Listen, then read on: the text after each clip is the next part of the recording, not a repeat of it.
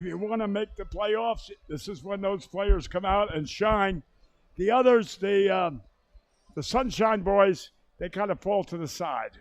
In case you wanted a little update on magic numbers, right now Washington's magic number to clinch a playoff spot is 19, so that is a combination of the amount of wins they would need / the amount of losses from Schaumburg they would need. They're starting to close in on being the first team in the Frontier League to clinch their spot. A team to keep your eye on, Windy City's tragic number, so the amount of losses they have or Schaumburg wins that happen is at 18, so we're getting close to seeing, I don't want to say the first real team, but the first team in contention be eliminated from the playoffs, as Empire State was, of course, eliminated 2 weeks ago.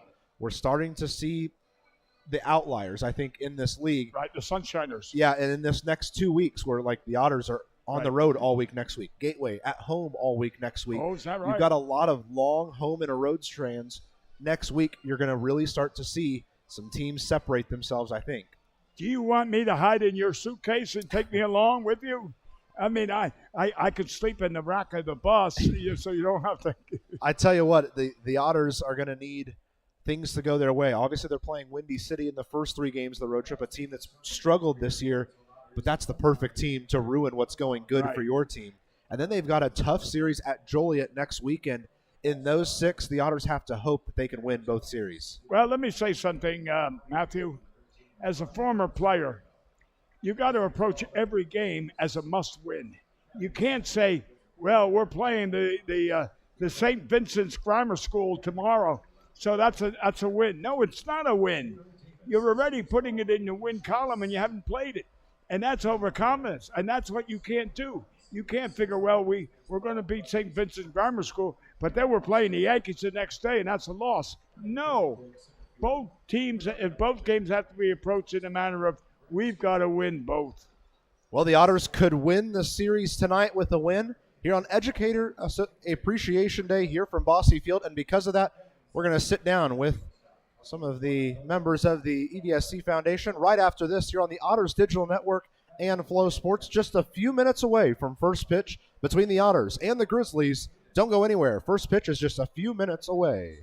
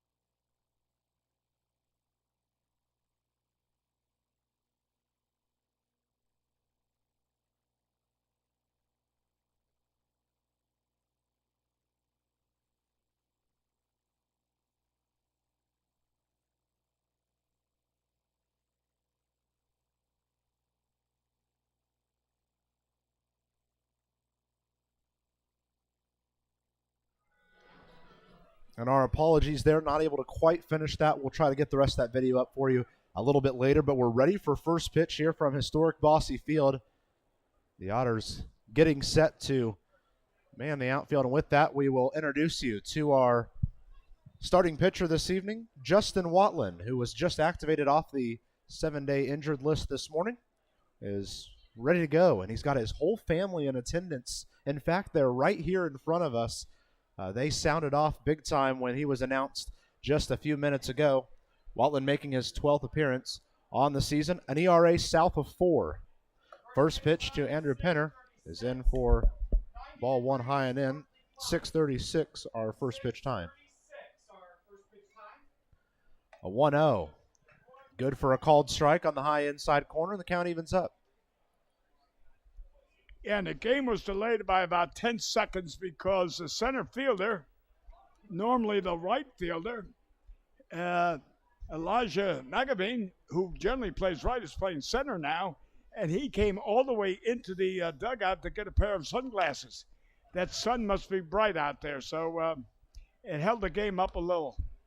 Well, in case you missed it during pregame, I want to walk you through the starting 9 for Gateway again. Andrew Penner leads off before Isaac Bernard and Zach Rakusin round out the starting 3. In the middle 3, you've got Trevor Achenbach, Kevin Kraus, and Clint Freeman before Ian Bibiloni, Jay Prather, and Abdiel Diaz finish out the 9. Yeah, Penner had 2 hits last night, a single over right and a triple in right center.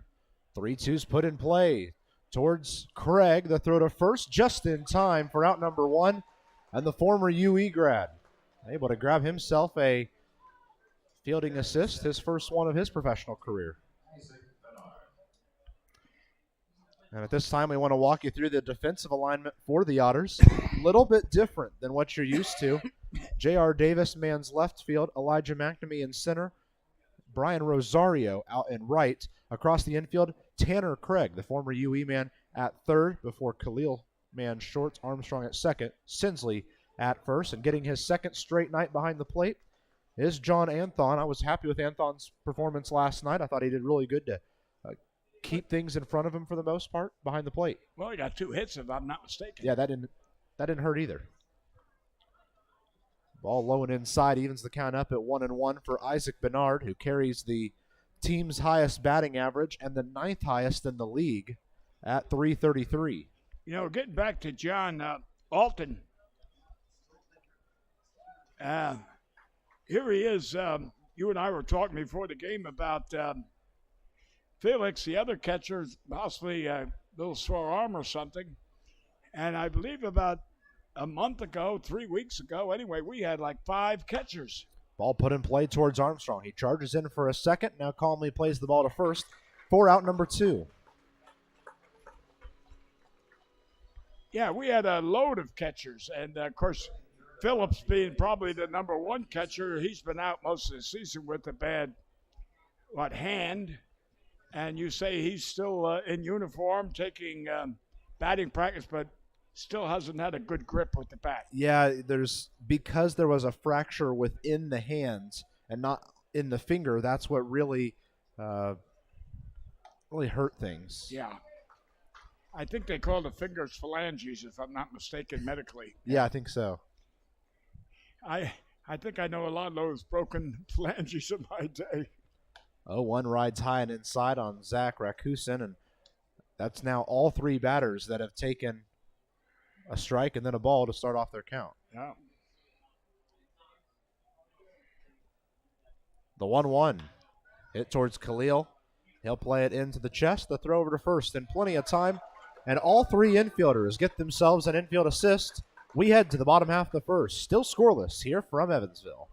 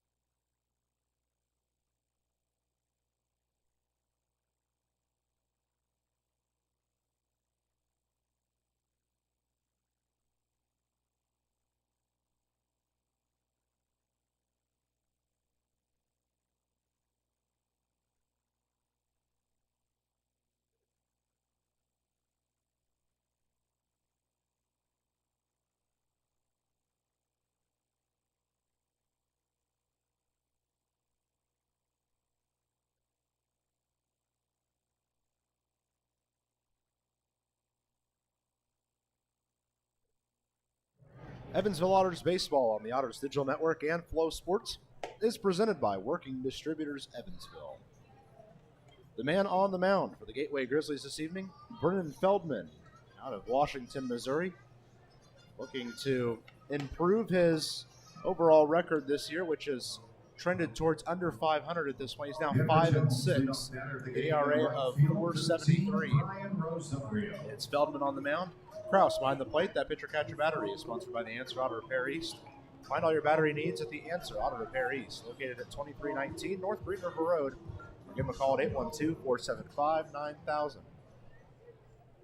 Brian Rosario, who last night went 3 for 4 with 2 runs scored, is going to sit in the Edward Jones leadoff spot. He got a big triple. Yeah. If I'm not mistaken.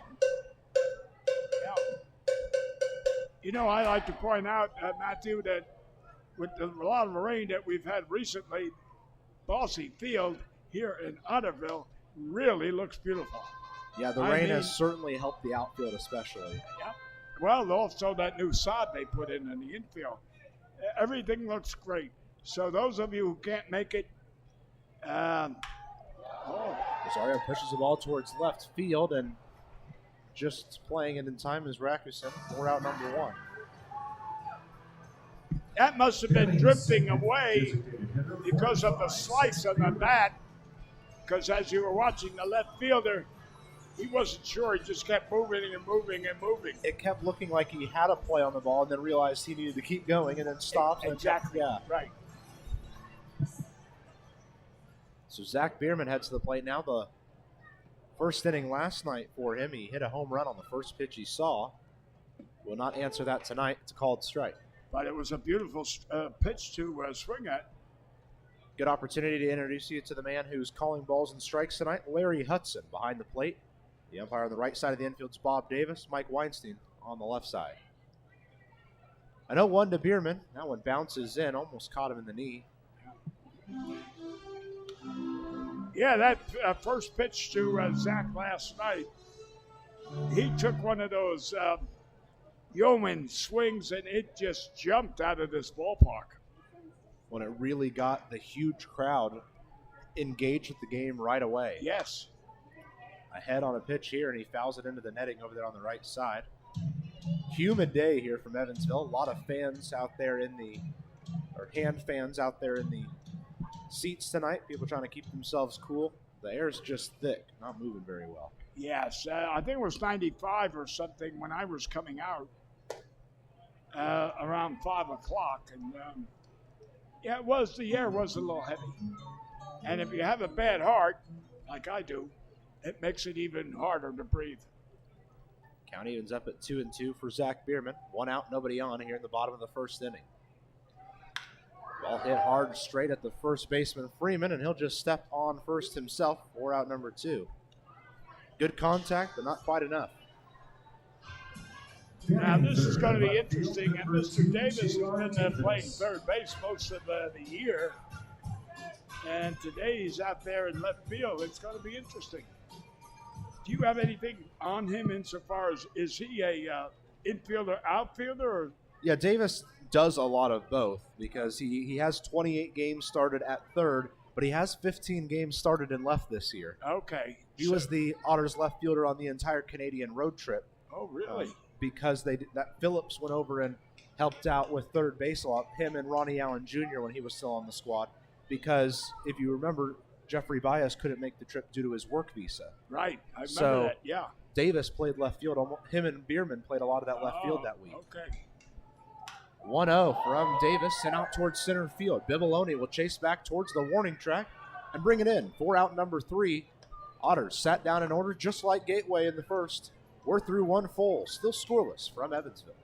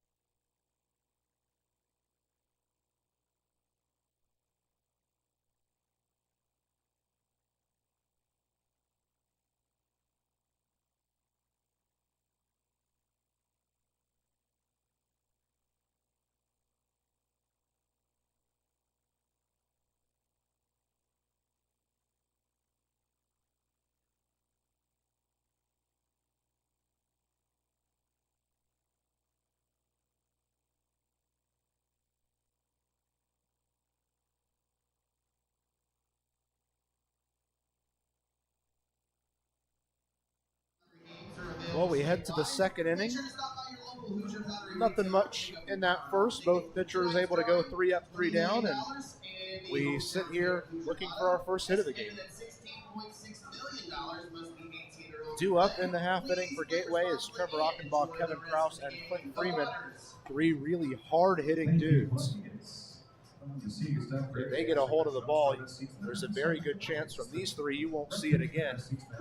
So we'll see what Watland can do to keep the game right where it's at.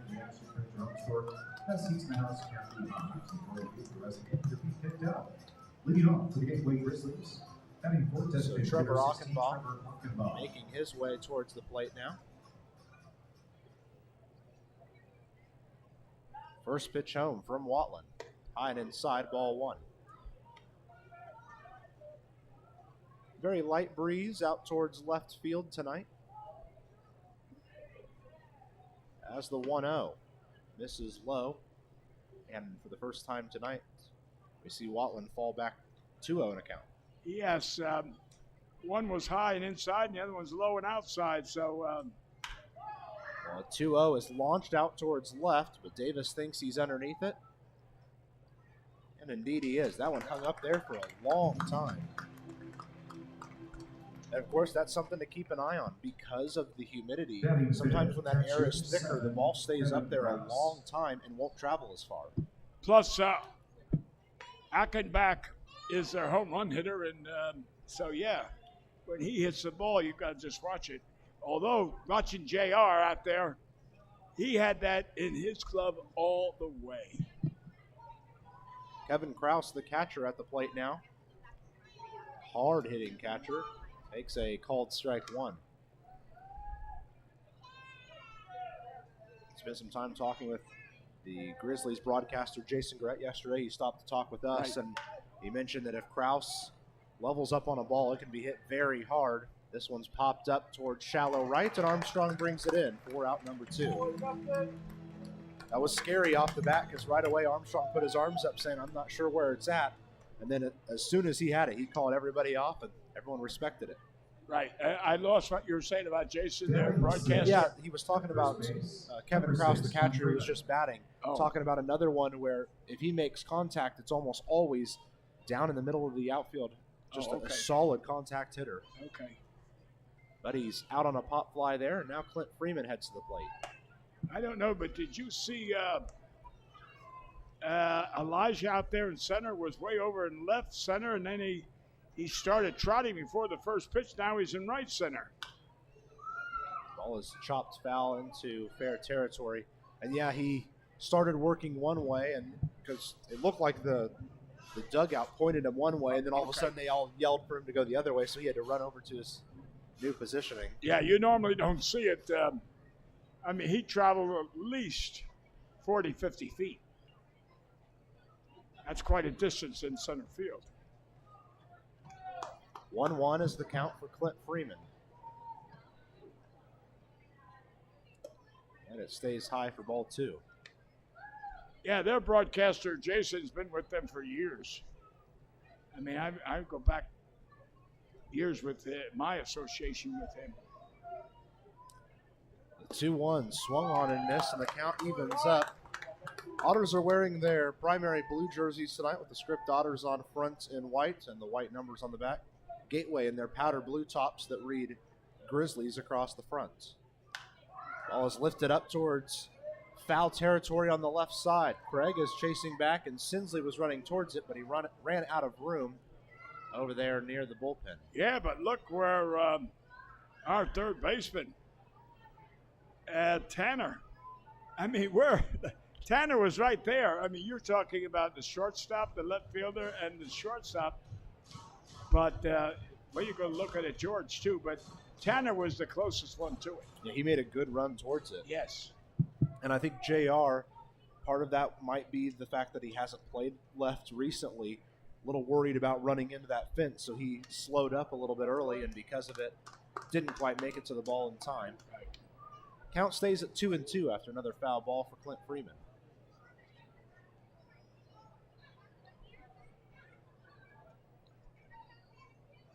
Watland readies himself up on the bump. Kicks and delivers on a 2-2. launched out towards right field. Bernard Rosario chases back, and it is over the wall for a solo home run for Clint Freeman. And just like that, Gateway on the board here in Evansville. I mean, that was a rocket. I couldn't even follow it. It went out of here so fast. Well, I think that was really important for Gateway tonight. If they wanted to get a win, they couldn't be playing the catch-up game like last night. They had to set the pace.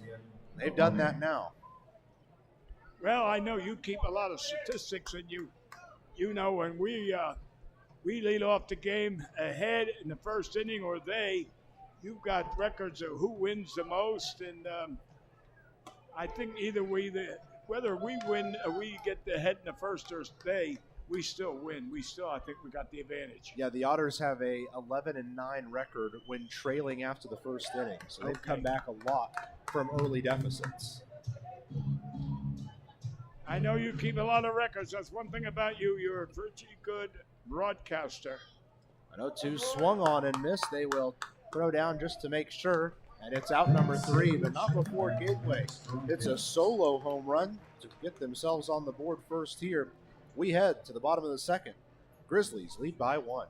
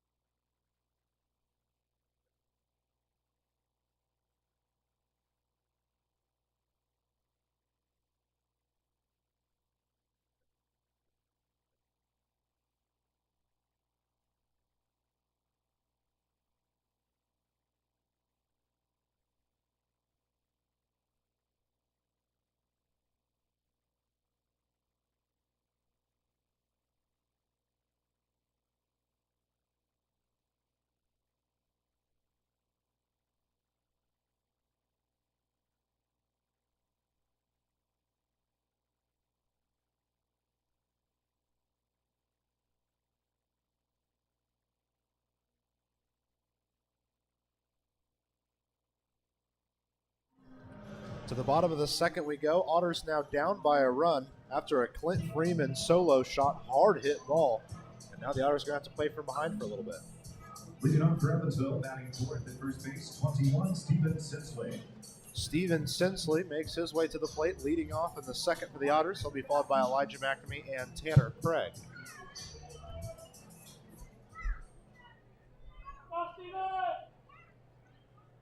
Sensley stepping in. Sensley last night was not a starter, but came in to pinch hit. Well, pinch walk. He was an intentional walk recipient right away. Yeah, that's the first time I've seen that in a long time, the intentional walk. And you're right, he warmed up, took a lot of good cuts, and then as he got to the plate, they said, hey, boy, just took a walk down first. Yeah, as soon as he had finished his warm-up swings, he had to toss the bat right back. A 1-0 to Sensley. That stays low and gets through the legs of Kraus. That's 2 straight balls that have gotten past him. Otters sure would have liked to have a man on. Yes, that would be, especially on third. Sensley will step back in, ahead in the count 2-0.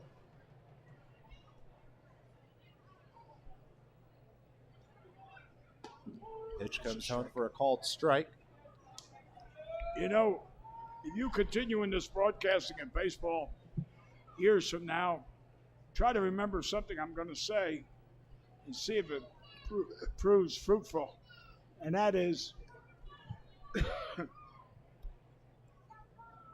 to Sensley, zoomed out towards center. Bibiloni towards the wall. Gone! And this one is tied.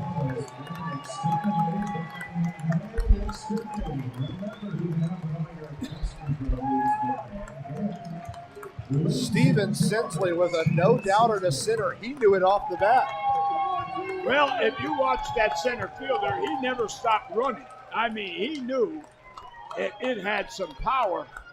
And that was, I'm going to say about 15 feet to the right of the 400-foot sign. So I'm going to say it was over 400 foot.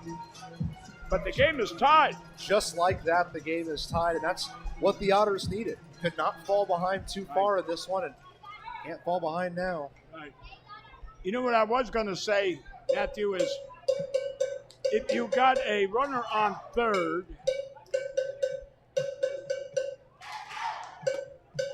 watch how many times the catcher calls for fastballs.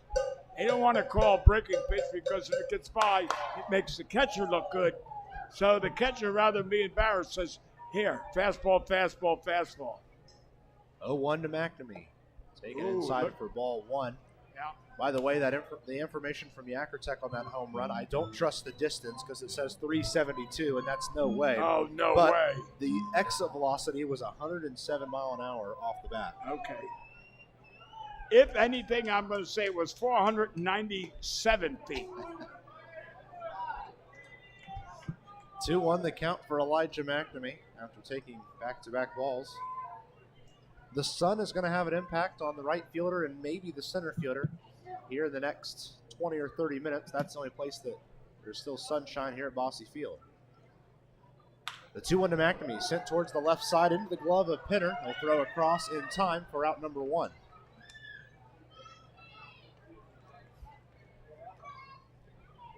You know, I remember when I was playing, I'd hit the ball just like that. You figure, hey, it's going to left field. The third baseman comes up with it and throws you out easily. Batting sixth, third baseman 43, Tanner Craig. Tanner Craig, the former University of Evansville product.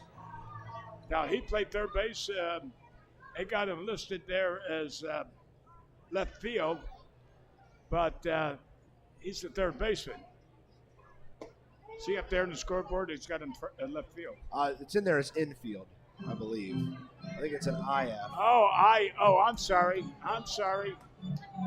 Thank God for youth. 0-1 towards Tanner Craig. It's fouled back into the netting. Last night, Craig got his first professional hit in his first professional game. It was a line drive. Yeah, right back up the middle. Yeah. Now, where did he play in Evansville? Did he play third base at University? He actually played first base all year long. So all the people here who watched him at UE was surprised when they saw him on the score sheet as a third baseman today.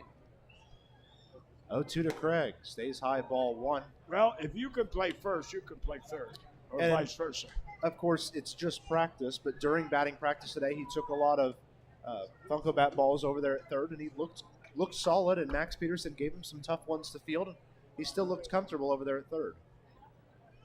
1-2 to Craig. Big curveball falls in for a called strike three. What a strike. Beautiful pitch for Feldman to get his first strikeout of the day on. Yep. Well, the only difference between playing third and first is when you're playing third, you better have a pretty good arm to throw a shotgun over there to first. Whereas first basemen don't throw that many to third. Throw to second, yes, but not to third. That'll bring up George Khalil, who was the hero in last night's game. His two-run home run gave the Otters the lead that would eventually take them to the win. The first pitch to Khalil, high inside, ball one. Yeah, the unexpected hero of last night's game, Crocodile Man.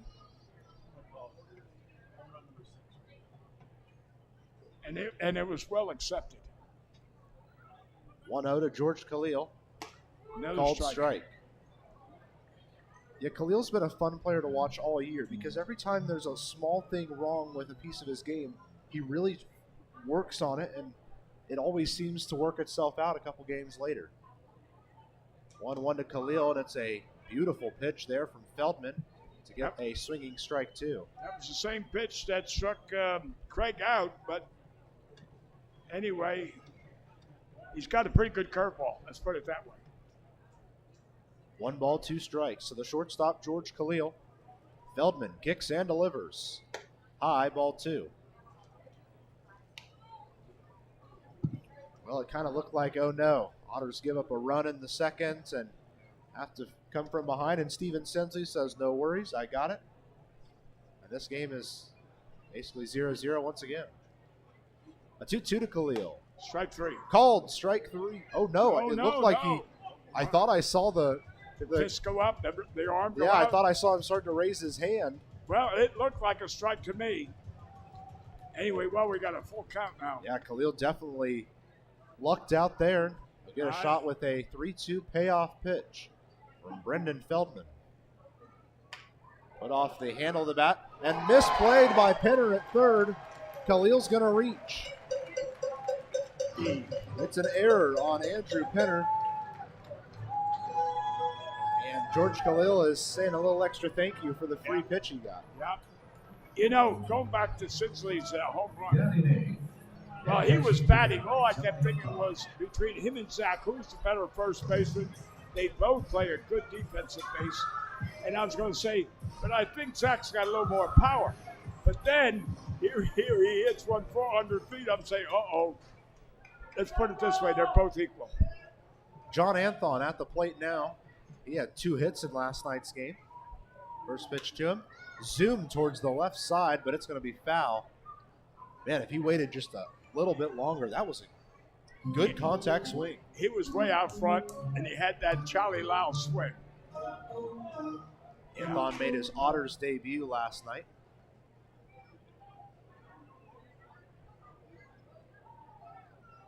Pitch towards him is a swinging strike 2. See, he had that Charlie Lau swing again.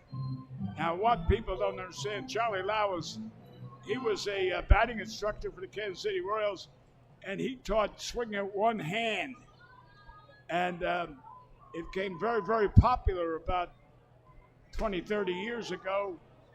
A I called guess strike strike 3 three. there will end the inning, but not before Steven Sensley ties this one up with a solo home run of his own. We head to the third, tied at 1 run apiece on the Otters Digital Network.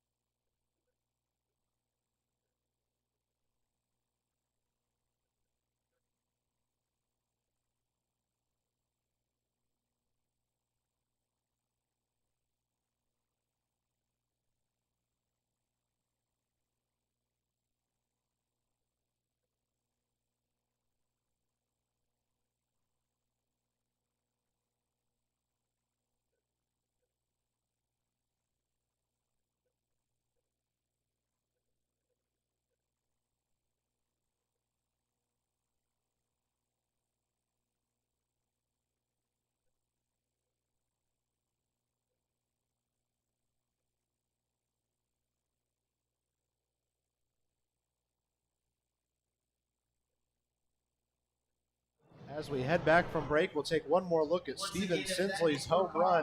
He knew off the bat. Bibiloni gave it a shot out there towards center, but it just kept on carrying. Tied this game at 1 run apiece. Justin Watland and the Otters return to the defensive side of things, ready to keep going in this one. Looked like Watland was a bit taken back after giving up that home run. Good to see him get some relief from his defense around him. Celebrating with the Evansville Otters at Fosse Field, Marigold Evans. Happy birthday for celebrating with us here at Fosse Field. So that will take us to the top of the third. Jay Prather, Abiel Diaz, and Andrew Penner 2 up. For Jay Prather.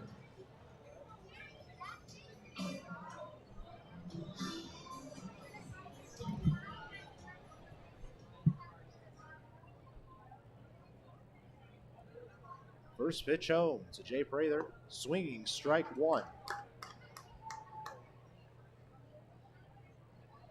Well, it looks like the sun went down, and we don't need the sunglasses. And a swinging strike 2. Jay Prather, 2 hefty swings.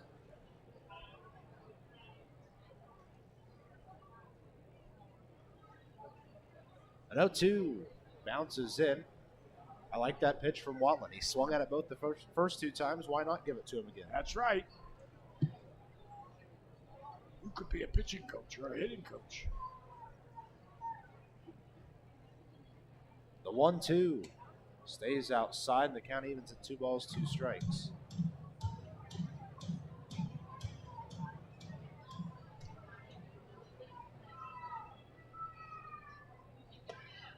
Another ball a little bit high. Rides the count to full. It looked like he tried to overpower that pitch, and he let it go before his release was finished. Ball just bounced back towards the netting, and the count remains. You know, I like the way that game ended last night with our relief pitcher coming in with a 97 fastball, and he ended up with an off-speed curveball for the third strike. Oh, that was beautiful. Ball pushed towards the left side will get out of play. The count stays full. You know, if I was the batter, I would be expecting a 97 fastball too. And that's where a pitcher has the advantage, that when you got a velocity that great and you got a good curveball, utilize both. 3-2 off the end of the bat. Played by Khalil. The throw over to first. Bounces in time. Unbelievable. My goodness. George Khalil's done it again.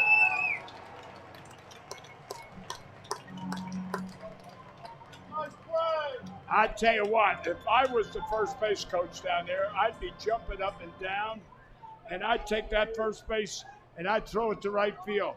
I think he was safe, but I'm happy he got thrown out. But boy, oh boy, was that close.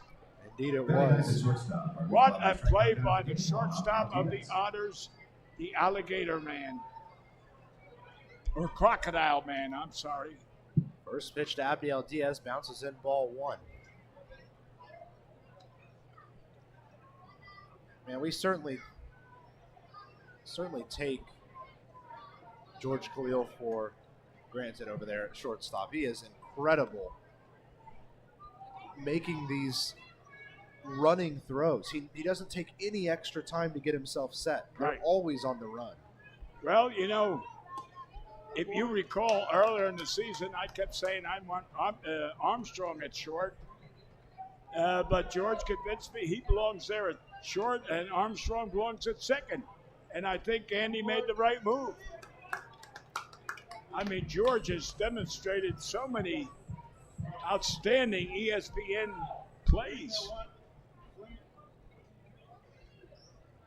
So the count is evened up at 2 balls and 2 strikes for Abdiel Diaz. Pitch on the way. Swinging, strike 3.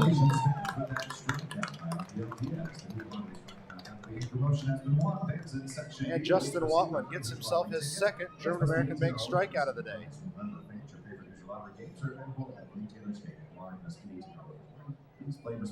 So back to the top of the order we go, and Andrew Penner, the third baseman, steps in.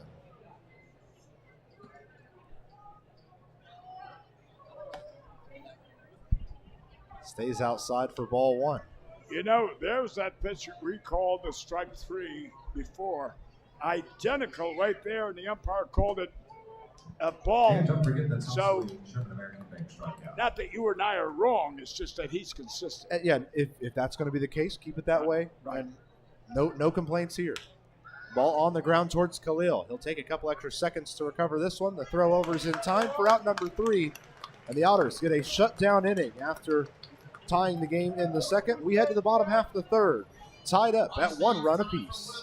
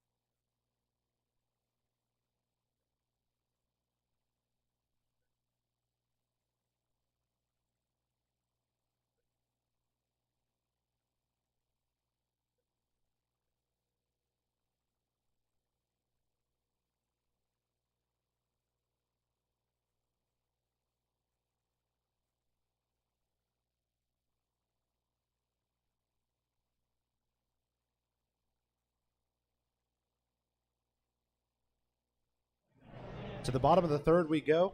Otters get a quick 3-up, 3-down inning there in the top half. And as we head to the bottom half, Andy Armstrong set to lead us off. The 0-1 to the second baseman Armstrong. Put right at the shortstop Diaz. He won't have to move an inch for out number 1.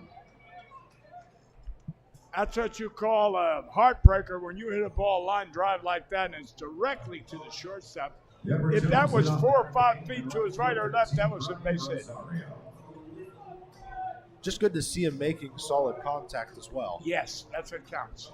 Back to the top of the order we go, and Brian Rosario heads back to the plate. Rosario's first time up, he lined right at the left fielder.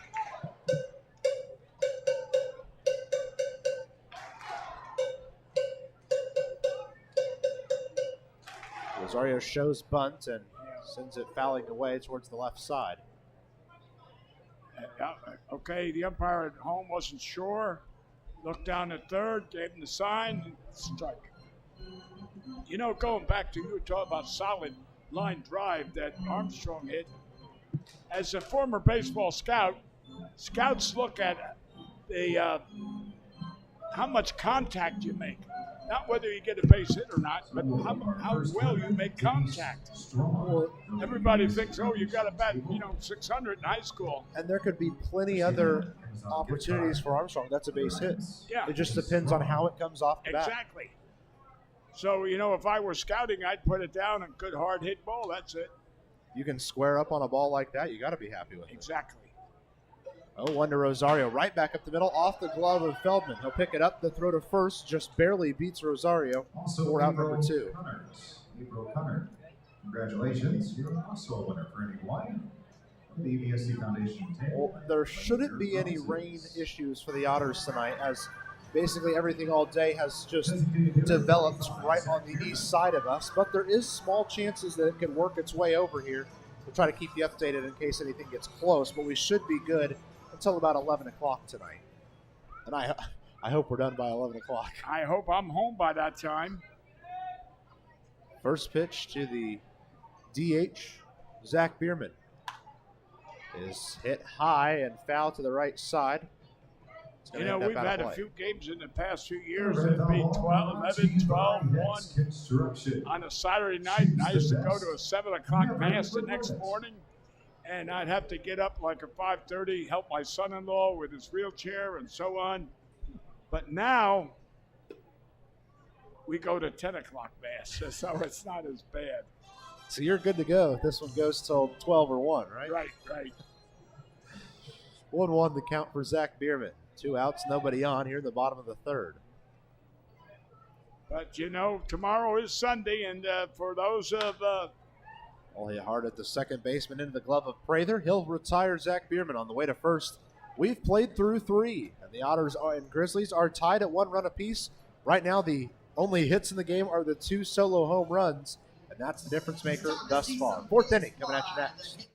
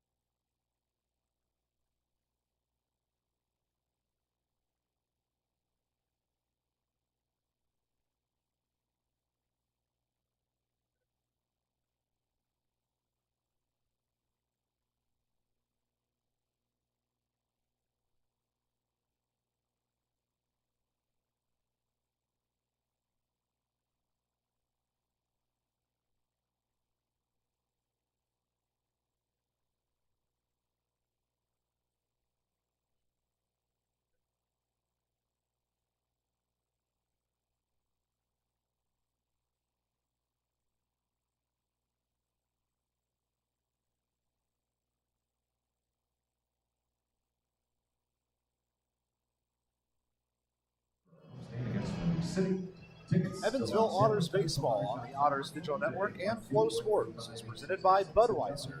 the king of beers. Leading off for the Gateway. You know, Bill, we're only at this point now 10 home games away from the end of the regular season. This thing has flown by. In other words, you and I are going to work 10 more games? After tonight, yeah. My God. Well, of course, you got to factor in the whole Frontier League Championship and all of that. The thing is, I'm going to file a complaint. Senior citizen complaint about getting the short end of the stick. I've enjoyed working with you so much. I want an extra 5 or 10. Well, hopefully the Otters can trend in the right direction and get themselves a couple of extra playoff games, and we can. Well, here's the deal. Go to church tomorrow and pray that we get in the playoffs and so I can get a couple extra games. All right. That's what I'm going to pray for.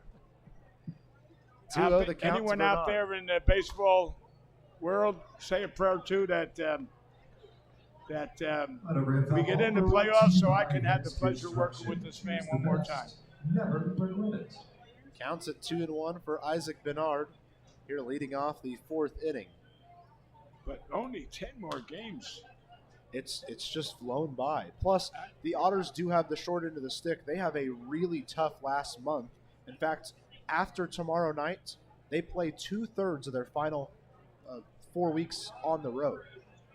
And Washington is 6 of those. Yeah, they play. In fact, after tomorrow night, they'll play Joliet twice. They'll play Windy City twice. They'll play Florence twice, and they'll play Washington twice. Wow. That's the tough games. Yeah, it's going to be a very tough stretch to the end for the Otters. 3-2 sent foul. And at this point, I still feel the same way. The 6 games against Washington will decide if the Otters make the playoffs or either win the West Division or completely miss the playoffs, because those 6 games can have a huge impact. I'm going to agree with you. You know the game better than I, so... 3-2. Sent right back at Watling. Wow. He grabs it in the glove, and he'll throw to first for out number 1. That's what you call fielding your position. And Watling's family right here in front of us loves it. Make it out number 1. Left fielder, 8, Zach Rakusin. So that will bring up the left fielder, Zach Rakusin. Rakusin's been fun to watch in this series. He had a hard hit double that had an RBI yesterday. Also had a leadoff base hit yesterday. He's a guy that joined this Gateway team midway through the season, and he's found a lot of success. Oh, yeah. You know, so far during this game, Wetland has recorded 6 ground balls compared to only 5 the others. A strikeout, a home run, and fly balls. 1-0 to Rakusin. Stays high for ball 2. And it's simple. He's trusting the defense around him, and they've all helped him out. Exactly. Especially George, Crocodile Man. Yeah. A 2-0 is lifted high in the infield. Sinsley thinks he's got it. Now Armstrong cuts everybody off, and then Khalil calls everybody off. Good to see the Otters communicate there and still come down with the ball. Now, I'm completely blocked out by that post. Who made the catch? It was Khalil. Oh, okay. At short. It started with Sinsley. He called everybody off. Then Armstrong called everybody off. Then Khalil came zooming in, and he called everybody off. Okay. I'm just glad they came down with the ball. Well, that post, I'm going to get Mr. Bussing to cut it down before the season's over. First pitch to Trevor Achenbaugh. Misses low and inside, ball 1. Or I'm liable to come in some night at 1 o'clock with a blowtorch and cut it down myself. Ball sent out towards shallow center. McNamee running in. And McNamee actually gets there in plenty of time for out number 3. Very quick inning for the Otters. We head to the bottom of the 4th. Still tied at 1 run apiece.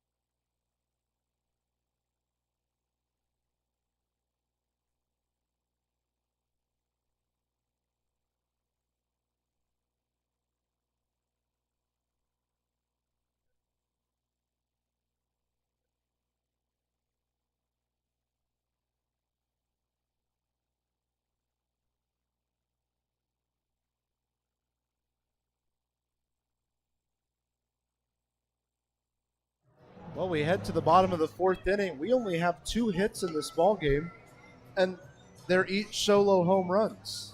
In fact, there's only been one other base runner, and that was George Khalil, who reached on an error. So far, this one kind of moving along with the pitchers trusting their defenses. And You're right. 1 hit, 1 run for both teams, and Gateway's got 1 error. And other than that, it's even. well, we always like to shout out people that are listening on the Otters Digital Network and Flow Sports. Debbie Grunow says, let's go Otters, checking in from the Cardinals game tonight. And Debbie Mueller says, so happy to hear my dad Bill on the radio again. Missed you, Dad. Oh, my daughter, Mary, Debbie. Yeah. Sweetheart, we love you. She says, let's go Otters. First pitch home. That's the youngest daughter. She's number 6 in the family. We have another EBSC Foundation. Obviously, I don't need to tell you this. You can hear it. Secret weapon once again here at the ballpark this evening. Even made a point to send someone up to say hello to you tonight. Oh, someone's going to say hello to me? Secret weapon did. Oh, yes. Sent someone up to say Weapon, hello, yeah. Oh, Yeah. 1 to Davis, high and inside. Count evens up. Well, you know, I've had so many good friends since I've been with the Otters as a coach and here up in the press booth. Long wait before J.R. Davis's 1-1 pitch. And it stays outside for ball 2. When I was coaching, he used to be one of the guys that was part of the booster club. And he'd come down and he'd argue with me all the time about the food that when you go on the road, they give you a basket of food of a sandwich, an apple, and an apple pie or something. And he was be displeasured. And he'd argue with me. I had nothing to do with it. I didn't even know they got fed, let alone. The count evens up at 2-2 for J.R. Davis, who's looking to lead off this 4th inning with something positive for the Otters. Yeah, that was a pretty good organization there for a while. They made a sent lot towards of the money left for side. the ball players. Pinner into the glove. The throw across is off the base. And He's- it looks like Freeman did not get his foot back down. And rightfully so, Steve Brook is going to come out and have a conversation. And I think he has. It's an error. Steve Brook comes out and has a conversation. I think he has a good case. It looked like Freeman dragged his foot. Because of it, the umpires are going to meet. That's a close play that looked like Freeman's foot dragged across the base. Right now it stands as J.R. Davis reaching on an error. Of course, the error would be on Pinner, which would be a second of the game. You notice how the opposing manager is staying away from the umpires while they discuss it? But he's staying right there so that he can have Right. another say just in case. Right. But at the same token, he's not agitating. Yeah. And that's the most important. He's standing on the E is for everyone sign, which is nice to see those staying here on the ball field. And now they're going to They say called out. him out. Much to the displeasure of Bossy Field. They called him out. And now Andy McCauley will run around and he'll have a word.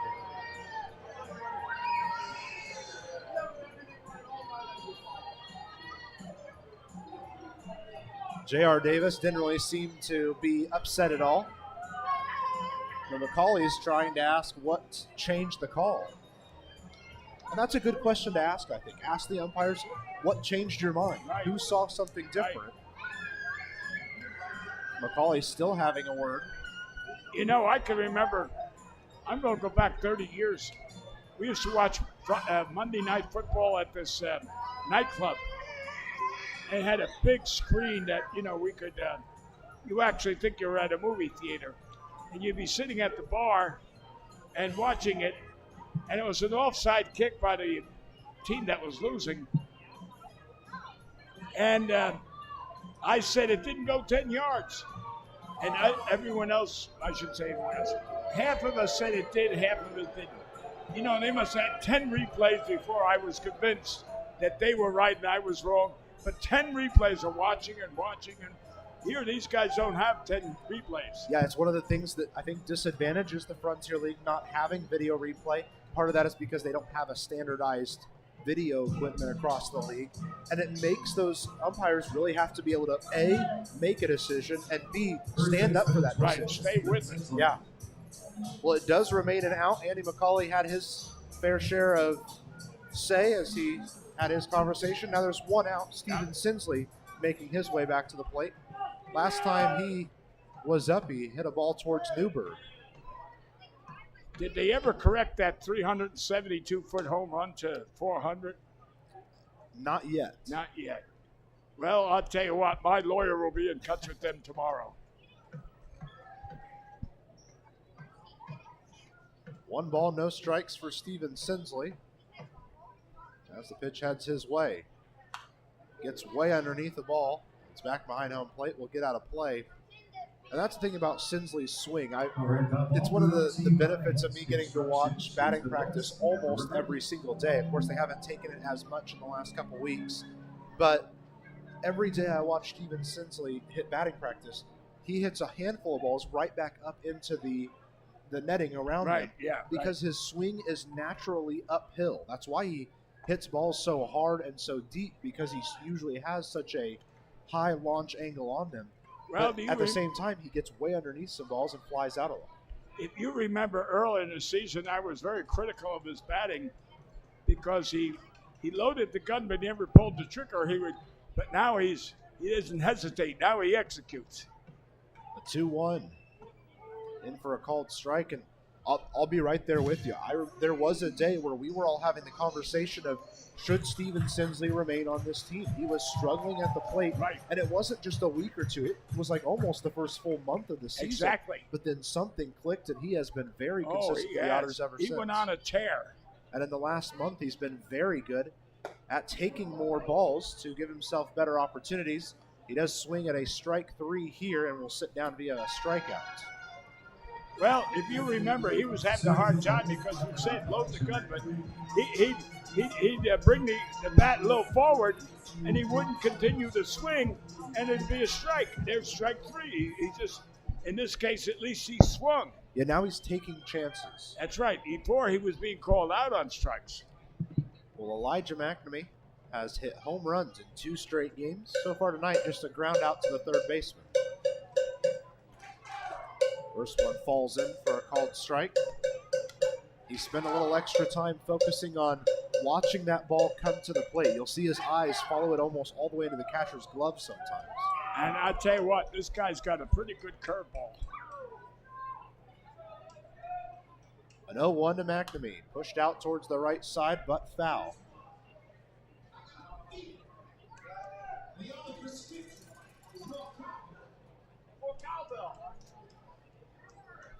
No balls, 2 strikes for Elijah McNamee. There's 2 outs and nobody on.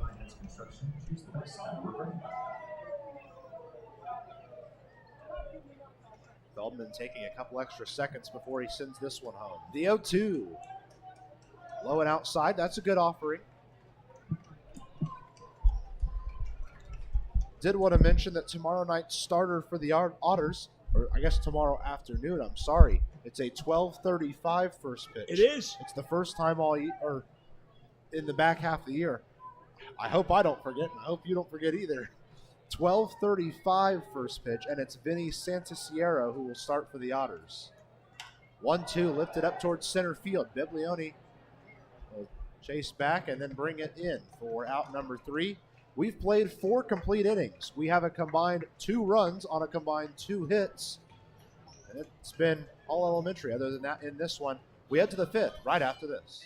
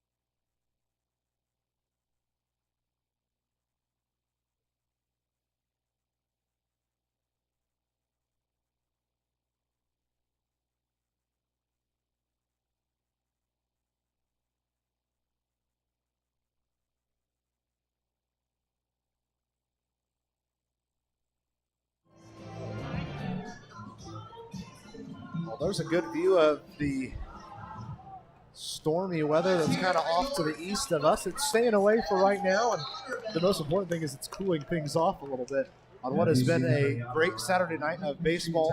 Great crowd here at Bosse Field tonight. It's Educator Appreciation Night as we have the Evansville and Vanderburgh County School Corporation Foundation here giving away door prizes to teachers and things like that tonight. Well, you know, I tried to get involved and get a free packages they were giving away. I said, I got two great-grandchildren, and they're going to school. I said, can I get two of those? And they said, are they teachers? I said, no, they're students. They said, oh, these packages are for teachers. I said, oh, I thought they were for students. But let me get back to tomorrow is a 12:30 game? 12:35 first pitch, yep. Well, that changes my whole schedule. Because if I go to 10 o'clock mass, get out at 11, we generally go to breakfast at the Friendly Diner, and that's generally packed. We get out probably at 12. I got to go from the east side over here, and I got a half hour. It's going to be tough. I know it. Plus, I'll have my son-in-law with the wheelchair. I don't know how to. I do the driving, so. Ball accidentally pushed towards the right side. Will be picked up by Sinsley. Stepped on first for out number one. So that'll bring up Clint Freeman, who is responsible for the only hit for Gateway tonight. It was a booming home run. Now, does that mean you'll hold the game up for me if I'm a couple of minutes late? I don't have the authority to do that. I thought you did. Maybe Brandon does. Oh, okay. First pitch to Clint Freeman. Bounces away, ball one. Suppose I asked Zane not to play the national anthem. They prolonged it for 5 minutes. That would hold the game up. That might do it, yeah. Yeah. I don't know if Zane's listening or not, but hold that tomorrow's game up. Ball pushed foul. That'll be the first game we had, first game all year long that we've had early. Yeah, I think there was one or two 12:35s while you were still in New Jersey. Oh. So then during the summer they moved the Sunday games to 5:35, and now that we're back to school starting to become back in session, that's right, they school. moved the Sunday games up. Okay. Yeah, school starts. I talked to my son today, my grandson, who's a freshman, and I said, how's 2-1 is sent out towards center. McNamee will chase in quite a bit and bring it in for out number two. I said, Gavin, how's it feel to be a little fish in the big pond? What do you mean, Grandpa? I said, well, you know, you were an 8th grader. You were the big fish. You're just a little fish. And he said, well, everything's going good. So I said, okay. He's the genius in the family, by the way. He, all through elementary school, he was taking high school subjects. First pitch to Bibiloni, low for ball one. Chances are he'll get in high school, be taking college courses. Now, I say this first part because I'm going to counter it with the second part. Watland has thrown a lot of balls today, but that's because a lot of the called stuff has been balls. Almost every time he throws a strike, they put it in play. Yeah. Well, they're certainly making him keep it close tonight. how many pitches has he thrown so far? That one right there I'm going to say 76. That one right there was 63. And only 38 have been strikes, so he's just over halfway.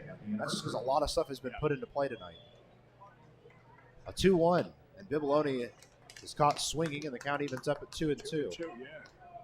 Well, he's doing let's put it this way, both pitchers are doing a great job. They settled in early. Oh, they did. And didn't let the home run affect them. 2-2 set on the ground. Just into the glove of Craig, the throw across. Takes off Sinsley. Would have been a great play for Craig, and he just misfires on his way to first. There'll likely be an error on Craig.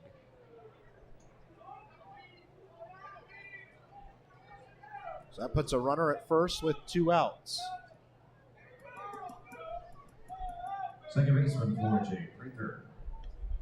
Tough play there for the rookie and just couldn't quite get it across to Sinsley. Well, I tell you what, I think I'd give it a sit. He would have it. Avoid Tanner.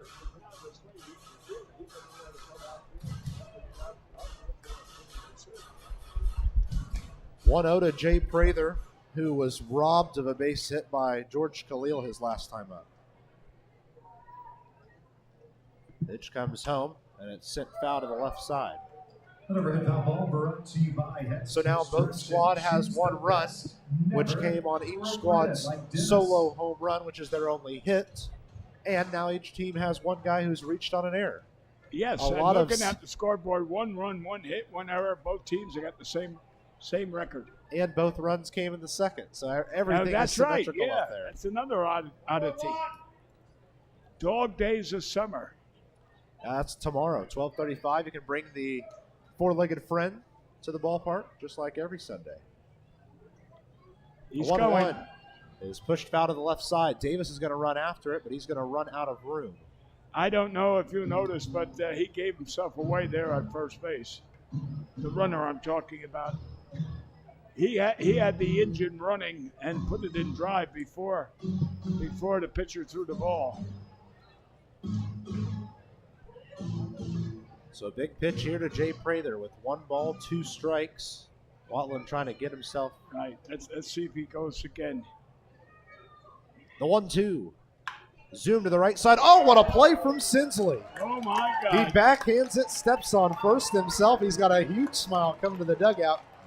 And we're to the center point energy, center point of the game, tied at 1 run apiece.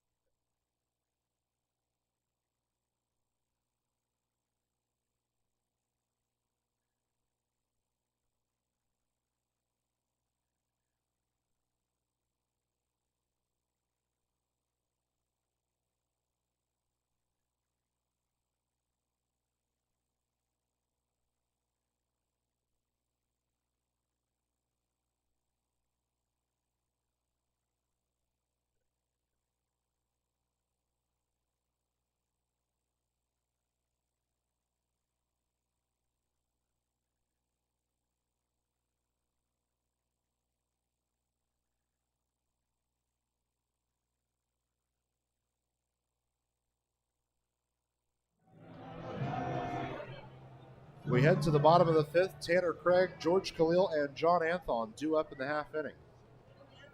Well, someone has got to break through. I mean, this has been a good pitcher's game so far. First pitch to Craig stays low, ball 1. And Secret Weapon has unleashed his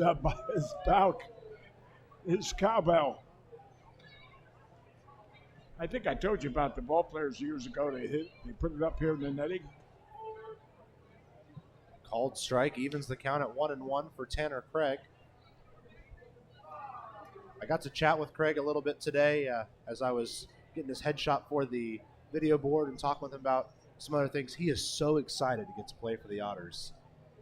Of course, he went to school at the University of Evansville and played over there, and now he says it's really exciting to get to just come across town and start my professional career right here. Well, you know, there's something. I wasn't born in Evansville, but I certainly have a great attachment to it. But Bossy Field means something special to a lot of people. Now, my son my youngest son, the last of the Mohegans, number 7, he graduated from North. And when he was coaching in Brownsboro and Avon, he brought those teams down here just to play in Bosse Field. He was so proud. 2-2 push to the right side. Prather will play it into the chest. The throw over in time, out number 1. He was so proud of Bosse Field that he would make arrangements for the visiting team, the Avon. Make your way to the ESC Foundation table and have your prize. Shortstop, 28, George Khalil. And that would involve getting hotel rooms and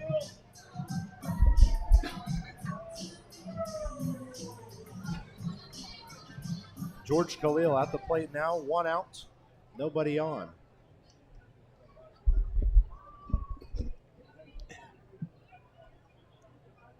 Pitch fired home. It's a called strike. First time we've seen Feldman come back with that curveball in a little bit. yeah, he hasn't been using that. That has been one of his best pitches. An 0-1 to George Khalil. He shows bunt for a second, pulls away, and it's ball 1. And you mentioned that a lot of guys like to bring teams here. Yeah. Of course, this is definitely a 21st century thing, but almost every time a new team comes to town, they come up this middle tunnel with their cell phone cameras taking videos and pictures. Oh, really? They like to play here because it's just unlike anywhere else in the league. Yeah. Every other ballpark in the league is so modernized. It is so different for them to play in this cathedral of baseball. Field. Yeah. I like to use that word. Historic. 1-2 to Khalil, swinging strike 3 on a high inside pitch. That's 4 strikeouts for Brennan Feldman on the day. Yeah, one of my favorite views of this place is when you actually go out onto the field and look around, and it's every seat's the same distance away from you, it feels like, when you're out there on the mound and stuff. Like, you're just kind of surrounded here. Yes. I've had the pleasure of playing here, of coaching here, of managing here, and broadcasting from here. I understand Mr. Bussing has got me scheduled for selling hot dogs next year, but I'm going to have to get a hold of my agent to negotiate that. Well, you're going for the dragger, right? Well, the inning. hot dog man now is pretty good. And unless they throw in a few extra tacos, I'm going to say no. Well, it's going to be tough for you to snag one of those dragging positions because that's Benny and Cam who do that. That's right. That's another position I wanted. Yeah. Those are hard guys to dethrone. You're right. I mean, they're experienced. They got the cadence of their march as they go along. Anthro's looking at a 1-1 count. 2 outs, bases are empty. It'd be nice for John to get a home run, put us ahead, but also for him to, get his first homer. 1-1 is pushed up high in the infield, and it's actually going to be Pinner who drops in and grabs it for out number 3. Quick inning for the Otters. We've played through 5. We have 2 combined runs, 2 combined hits. 6th inning coming at you next.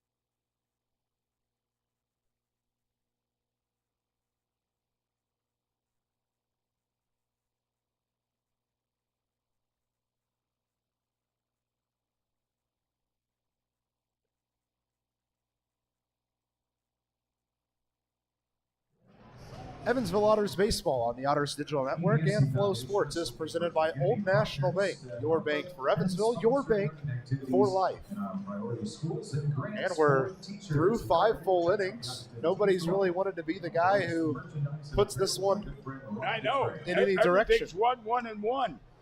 By the way, we were talking about next year, and now that you're possibly to be the big boss here of the Metro, I want to know if you want me back. I want to renegotiate my contract because right now I'm thinking of 2 tacos per game. So I know it's a hard bargain, but they got to be the Imperial tacos. So think about it. Get your lawyer. And I would have to go to the about it. higher ups. So I'm letting you know in advance. That's probably going to be a question for President John Stanley. Okay, Mr. Stanley had to make that decision. Yeah. Okay. I know it's a tough one. Pitch inside is ball 1 to Abdiel Diaz. So far on the day, he's 0 for 1 with a strikeout back in the 3rd. Pitch here catches the outside of the zone. First time we've seen Larry Hudson really give up that outside edge. The count evens up at 1-1. Zoom to the right side, just foul. Would have been extra bases. I'm going to say, but Sinsley over there does a pretty darn good job with that first baseman's mitt. He snares the ball. He don't feel him. He just takes him out of the air.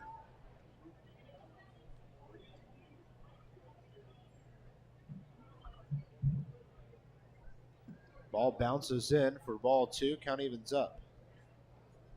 It looks like it's getting a little dark here.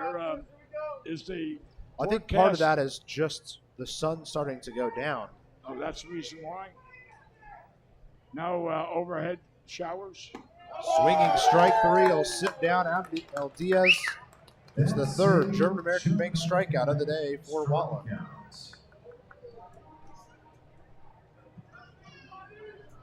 Third baseman number 2, Andrew Penner.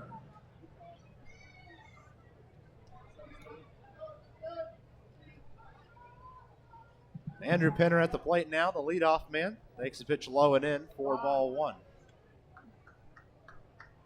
For some reason, I don't remember the Penner at all last year. Takes another pitch high and inside, ball 2. And there is a couple of potential drops. I won't say rain. I will say maybe a few drops land here.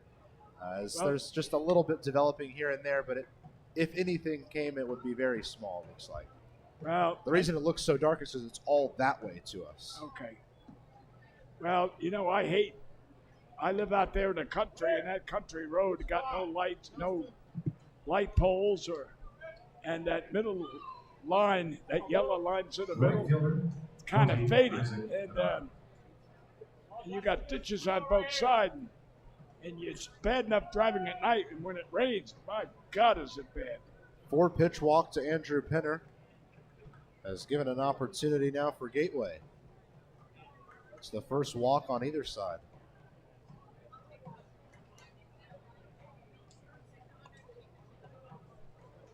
And they go check over on the runner. He's back in time.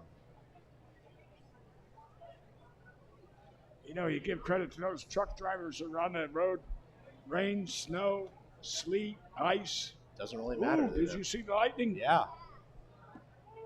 Called strike on Isaac Bernard. Kicks off the at-bat. Wanted to give a couple of score updates. Ottawa got a 6-5 win against Sussex County. Those two teams are battling for second place right now in the East Division. They came into the day tied. It was the first time a non-Canadian team was in the top 2 all year. Watland misses low and inside, evens the count at 1-1, and we have a man starting to warm up now for the Otters. Okay. Could just be a precaution, but it's Zach Smith. This would be a good chance to see our catcher, what kind of arm he's got. And that would help get him out of this inning, too. Another throw over, and once again, Penner's back in time. The New York Boulders up 8-0 against the Empire State Grays in the bottom of the 6th. In the bottom of the 4th at Tri-City, the Valley Cats lead New Jersey 8-3. 1-1 to Bernard. That one's fouled back, and Now it's starting to get really dark here, almost like it's back developing towards us. Well, that's what I'm looking at out there in left field. It looks real dark out there, and Phil Rizzuto. I tell you what, if he was broadcasting the Yankees right now with that lightning I just saw again, I'll guarantee you Phil Rizzuto called down to the parking lot and says, "Get my car ready because I'm going home." 1 ball, 2 strikes for Isaac Bernard after the foul off over there to the left side. I was in Milwaukee, and our plane was delayed down on the tarmac because it was raining in Chicago. And finally they said that we're going back to the gate. And Phil Rizzuto got so panicky because the storm was coming our way. He got up and started screaming and banging on the door. And I mean, it was unbelievable by a grown man. 1-2 put in play towards shallow left. Chasing over is Davis, and he'll make a catch in foul territory for out number 2. It's amazing how a grown man would be so shook up. But I grew up with a friend of mine, Jimmy Quinlan. We'd be in the car parked in front of the Hangout soda shop, and it would be a lightning, and he would run, or not run, he would get himself underneath the dashboard. And we used to say, "Jimmy, it's not the thunder, it's the lightning that hurts you." But it was the thunder that would scare him. First pitch to Zach Rakusin. It is a called strike right at the elbows. Also, the Lake Erie Crushers in the 5th inning are up 2-0 at Washington right now. Oh, boy. Keep an eye on the Crushers.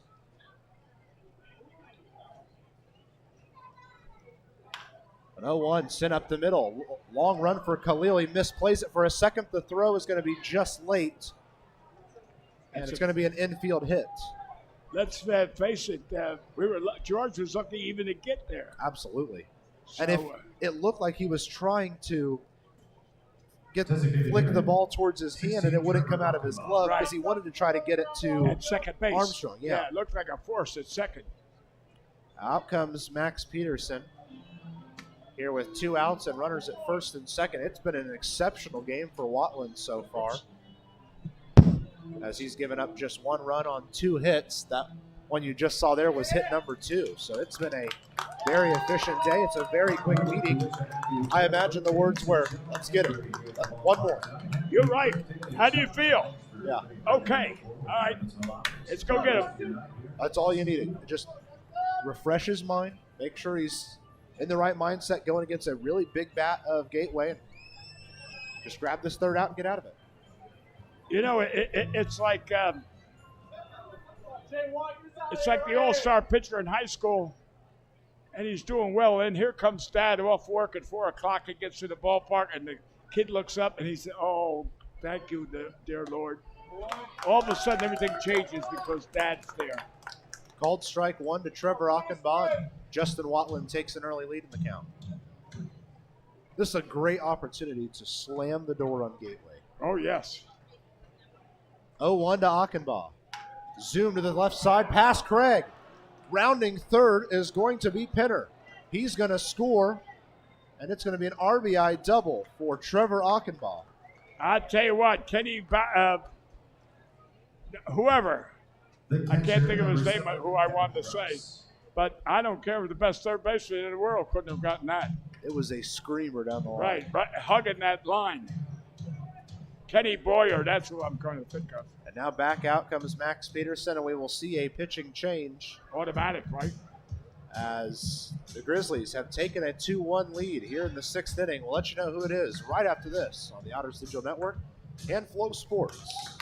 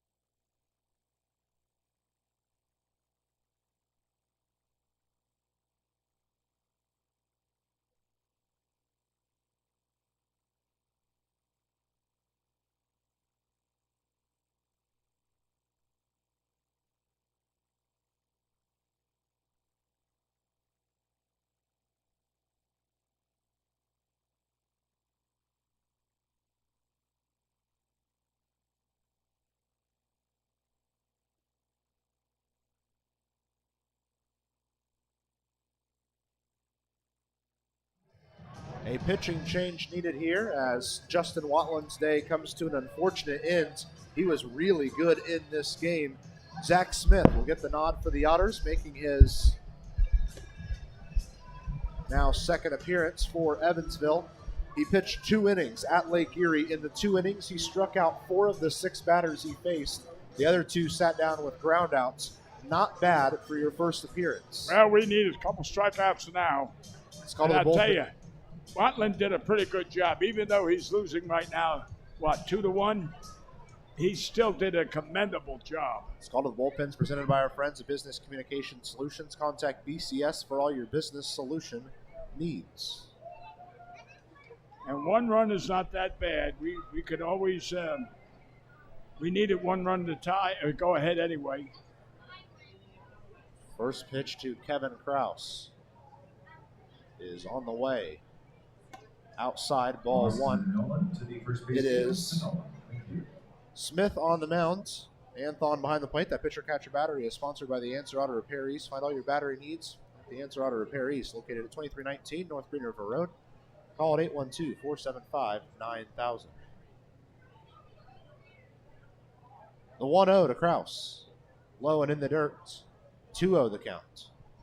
That was a pretty good block by the catcher. Otherwise, a runner would have scored, and we would be in more trouble.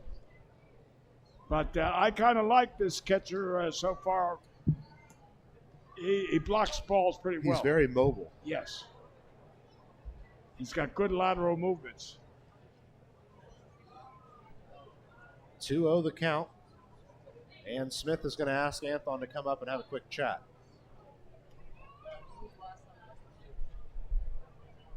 And Really? where did Anthon come from? He was one of our trades.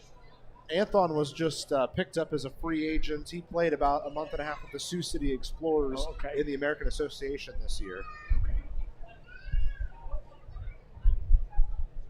But at least what we've seen thus far has been good from him. Yes. He could do a little more with the bat as far as power. But you'll take 2 for 4 I'll take in your 2 debut. for 4 anytime.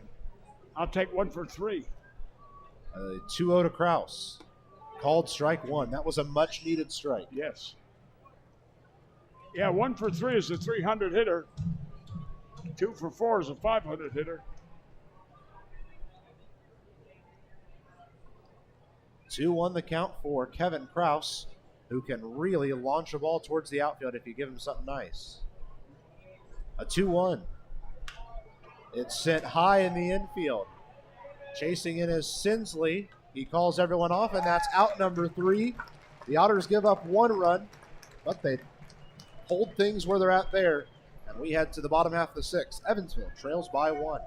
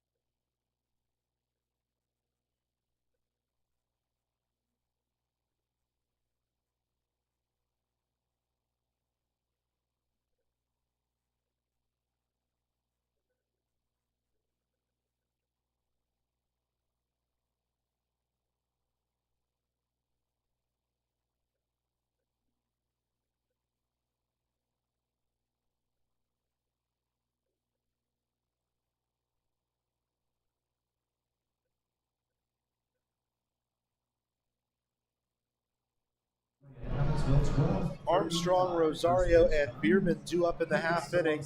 Otters need to find some sort of answer, whether it's just get a couple of hits. Ideally, you want to score the run. Or the big bomb. Yeah, obviously you'd like to score the run, but even a couple of hits shows you're still competitive in this game. Yeah. And hits have been very hard to come by. Well, let's look at it. Wetland was doing great until last inning. Maybe this guy will be the same. This might be this inning for this guy's downfall. Let's hope so. Armstrong is going to kick off the half inning. We're in the sixth, and it's finally Armstrong's second at bat. And last time he nearly knocked the shortstop over with a line drive. Time is called, and it's going to be the Grizzlies who have a quick meeting on the bump.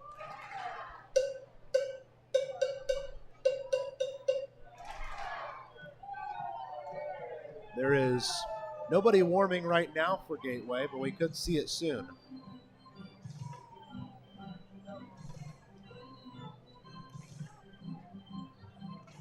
I saw the bullpen catcher go running out of the dugout right after that meeting at the mound, so it's possible they could get a man going quickly.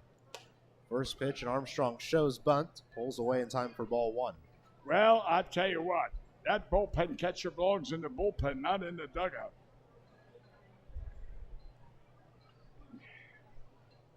1-0 the count for Andy Armstrong. He shows bunt again. This one's a called strike, though. Ooh. I don't know about that. Andy leaned over as far as he could. He thought it was low outside. That's why he pulled away, because it was so far out there. Yeah.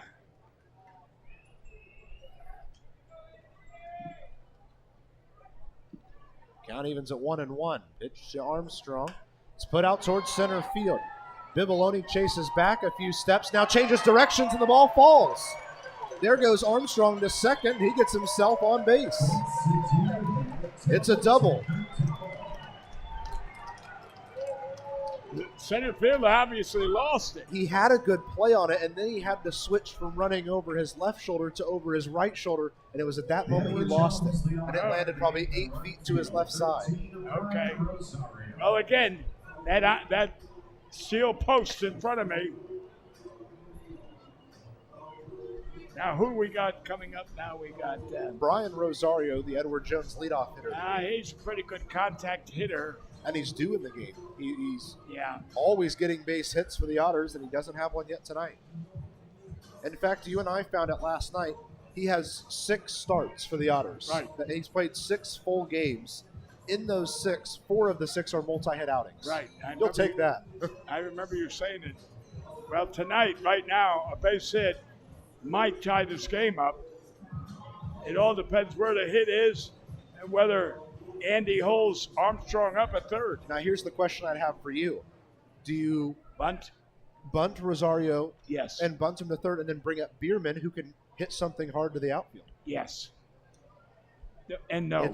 It's worth tying the game. Well, I'm going to say yes and no. And the reason I said yes, Rosario does show bunts, but it stays away for ball one. right. I would give Rosario one shot at bunting. If he fouls it off, go for the base hit. Now he's got to put it down third, because you've got to let Armstrong have that third base uncontested. A 1-0 for Brian Rosario. This time he swings, puts it foul to the left side. Okay. So we'll see if he returns for the bunt option here or if he's going to stay swinging. Well, because he's been hitting contact good, making good contact, that's why I'd let him swing away. Big hole to the left side of the infield. Right. A 1-1. He's showing bunts. It's way outside. Beautiful stop by Kraus. Yeah, that could have been, we wouldn't have needed the bunt if that was, you're right. Again, Andy McCauley sends the signal around, and Rosario steps in for the 2-1. There's nobody out and a runner at second here in the bottom of the Armstrong's sixth. got to get a bigger lead. Rosario showing bunts, and he bunts it foul, and he'll have to swing now. Now, I'm going to be very critical of Roselli on that bunt. And whoever teaches bunting is wrong. And what I mean by that is you don't poke at the ball, you let the ball hit the bat. By poking, you foul the ball off all the time. Let the ball hit the bat. Don't poke or jab. 2-2 for Rosario. He shows bunts again. Pulls away, and it's ball 3. Boy, this is a big one. 3-2 count. I'm going to take the bunt off and let him swing away. If it's a ball 4, good, but if it's a good strike, let him hit it. Full count to Brian Rosario. Could be one of the biggest pitches in this game. Payoff pitch. Push towards the left side. Down for a base hit. And there's runners at the corners. Exactly what you wanted there. Yep. And I said about holding Armstrong up, it all depended where the ball was. And it would have been suicide for Armstrong to score. So now you've got a chance of a sacrifice fly. There's a whole lot that can score a run. Yes. Even a double play scores the run. Exactly. And if they're wise, they'd go for the double play and let the run score, and so it's a tie game. But then you're killing the big rally. Zach Biermann at the plate. Runners on the corners. Nobody out. Now, Zach is known for swinging at the first pitch. First pitch comes across for a called strike on Zach Biermann. And he did, and that was a breaking pitch and not a bad pitch. But Zach does go after a lot of first pitches. I imagine if Biermann gets on, that's when we'll see a man get up in the bullpen. That would be my assumption. Yeah, but too late then. Oh, yeah. 0-1 for Biermann. Low and inside. And the count evens up. If you're going to warm someone up, warm them up now, not wait until the base hit, not until the barn is on fire.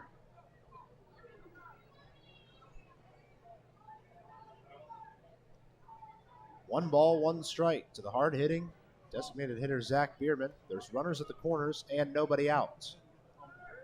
There goes Rosario. They will let him steal second, and it takes away the double play. Yeah. But it also allows that first baseman more latitude to cover a ground ball, whereas he was stuck holding the runner on, limited his range.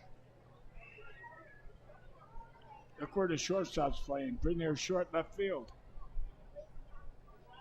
The 2-1 to Biermann. Outside, ball 3. Now who's after Biermann? We've got Davis. JR is known for hitting a lot of fly I was balls. going to say, JR, I don't have the number in front of me somewhere, but I know he has got to be near the team lead in sacrifice flies. Right. He's He very hits good. a lot of fly balls. 3-1 inside. The bases are loaded. Nobody is out. Here comes a conference. And as expected, now a body's going to start throwing in the bullpen, but it might be too late. I mean, a base hit here has given the Otters the lead, potentially. Right. I mean, right there, you've lost your chance to end the rally.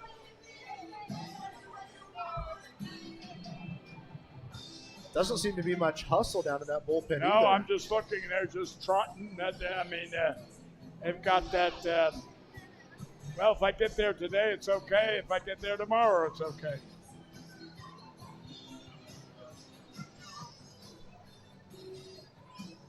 Steve Brook has concluded his quick discussion up on the bump. Left fielder, number 2, J.R. Davis. It looks like it could be Anderson De Leon who is warming up out there in left, but because of these jerseys, it is a little hard to see numbers. Well, J.R. Davis can do almost anything to score here. Yep. Bases are loaded. There's nobody out. Bottom of the 6th, Otters trail by 1.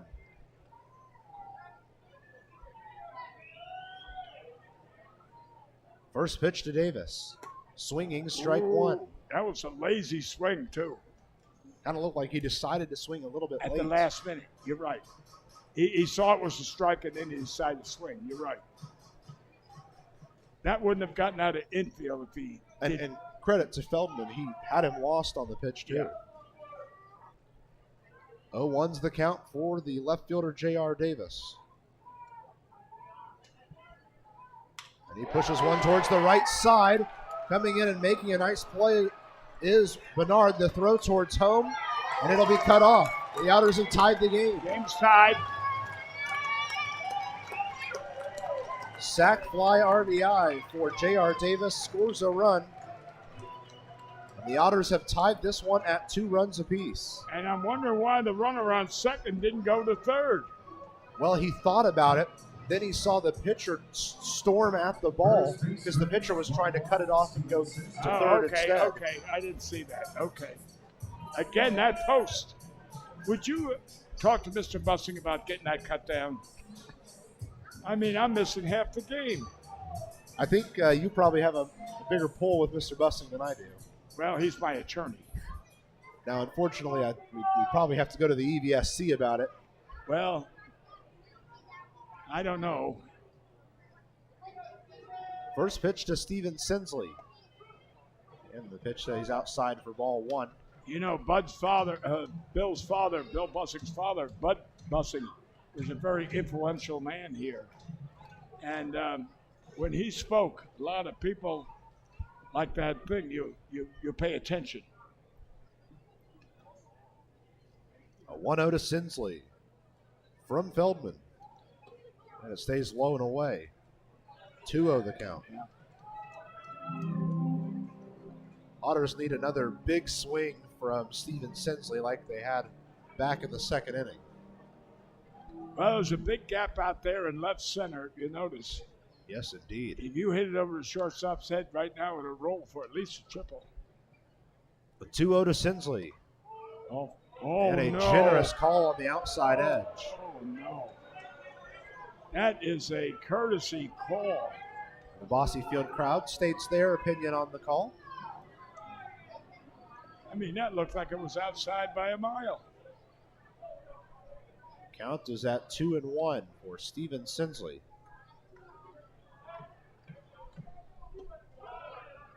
Pitch stays low, and it's 3-1. That's the way Sinsley was batting earlier that we were talking about, where he loaded the gun up but didn't pull the trigger. 3-1 the count, and time has to be called as one of the warm-up pitches got its way into left field.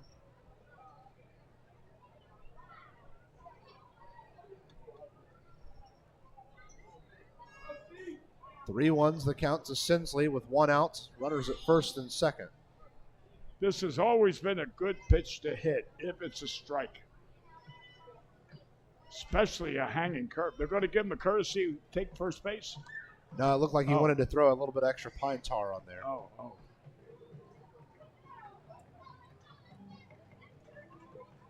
Did look like for a second they were just going to go ahead and give him first. Yeah, that's what it looked like with the umpire. That's what I was wondering. It looked like the umpire was also asking for extra balls to put in his pouch as well. Oh, okay. Sensley could get himself to first on a 3-1 pitch. The head's home now. Bounces in for ball 4. The bases are loaded. That could be the end of the day for Feldman.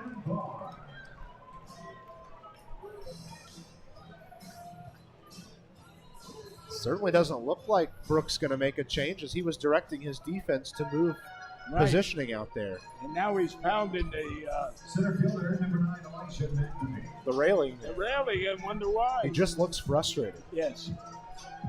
And we have who now batting? Elijah McNamee. Big hit, Mack. Mack. Oh, boy, big hit. Come in with the big hit. You know, he's got a 2-game home run streak on the line here. Maybe he's got to hit one here and keep it alive. Wouldn't this be great? Grand slam. First pitch to McNamee. Swinging strike 1. That pitch really dove away from him. That's right. That was a good breaking pitch, and he took a good swing, but he knew it was outside because he reached. Now, Feldman obviously has not used that pitch as much as you and I think he probably should have. Right. But because he hasn't used it often, it works every time. Yeah.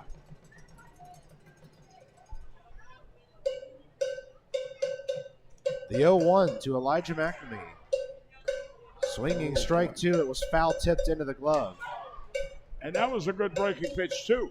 It wasn't that big, but it was effective. Come on, Big Mac.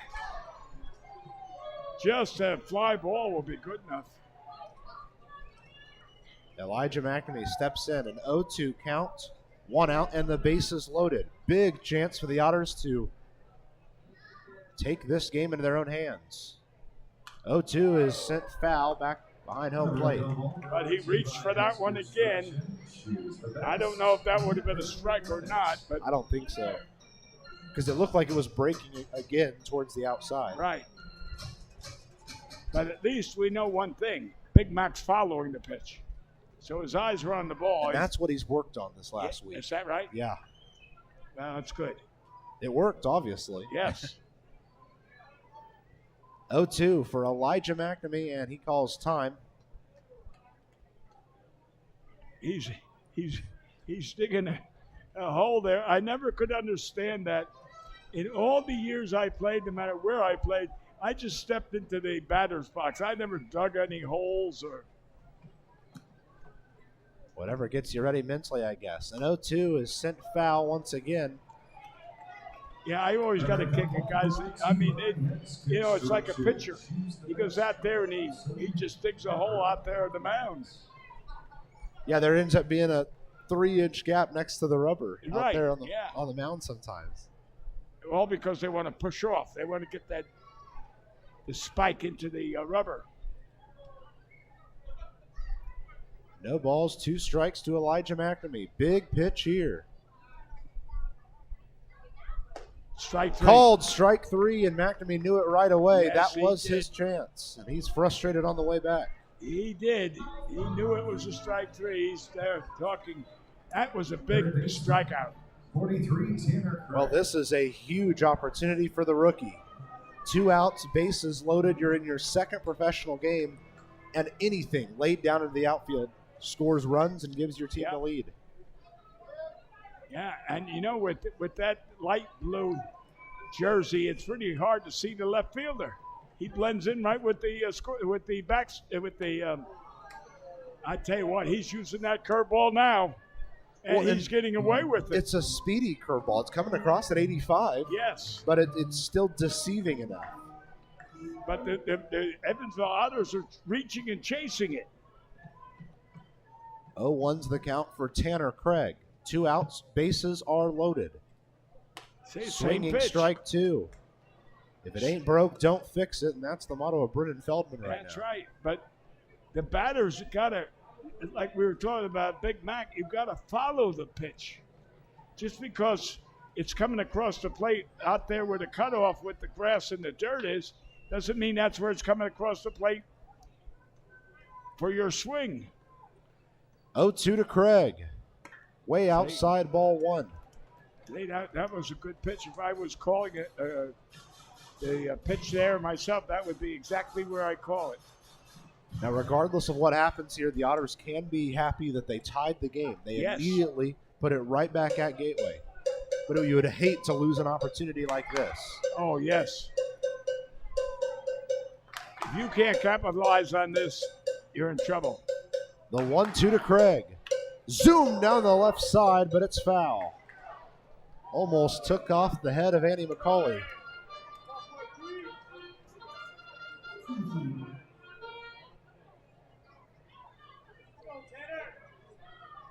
One, 2 to Tanner Craig.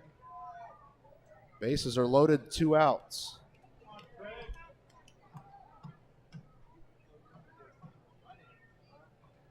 Long wait for Feldman. Has himself ready to go. A 1-2. Stays high, ball 2. And the dugout praises him for it. Yeah, he was ready to chase it, but he backed off. Good, thank God. And Craig was a power hitter in his time at the University of Evansville. Power hitters like those high pitches. You're darn right they do. 2-2 the count for Tanner Craig. Launched out towards left, but it's going to be very shallow. This is the third baseman underneath it. He'll bring it in for out number 3. Otters leave the bases loaded, but a sac by RBI from J.R. Davis ties the game at 2, and we stay even in this one. To the 7th we go right after this on the Otters Digital Network.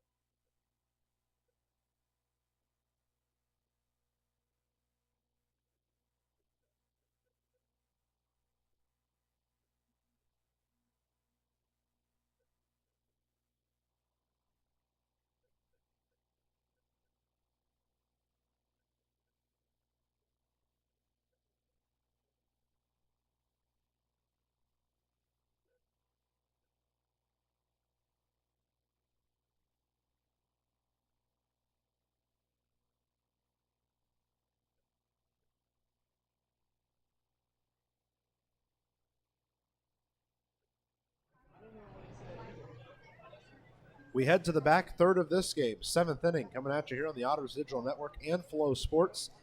Gateway took the lead in the 6th, but the Otters answered right back at them in the bottom half, and we're tied at 2 heading into the 7th.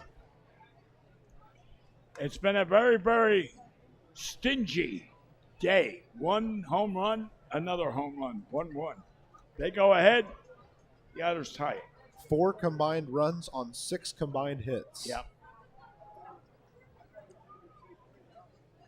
1 ball, no strikes to Clint Freeman as he waits on one and fires it foul to the left side. You'd have to say it's definitely a pitcher's night. And it's unfortunate that Watland didn't get to see more of the game, but I understand you take him out there because you want to keep the game close. It was the right decision, but it's an unfortunate decision for him. Yeah. If the Otters had given him a little bit of a extra couple of run support, he would likely be in the game still. Yes, you're right. No, you're right. And because that last inning is over, we can officially close the book on Justin Watland. He gives up 2 runs on 3 hits in 5 2/3 innings. He walked 1 and struck out 3.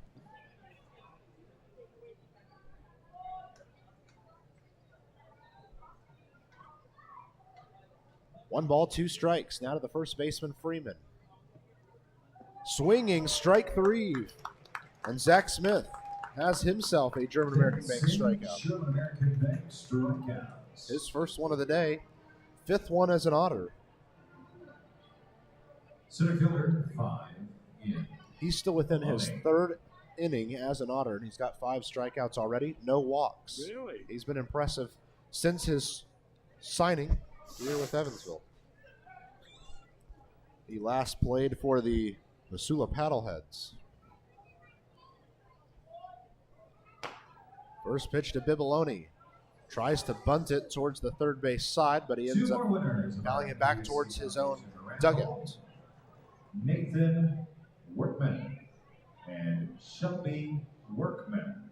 So Nathan Workman and Shelby Workman to the concourse in the table.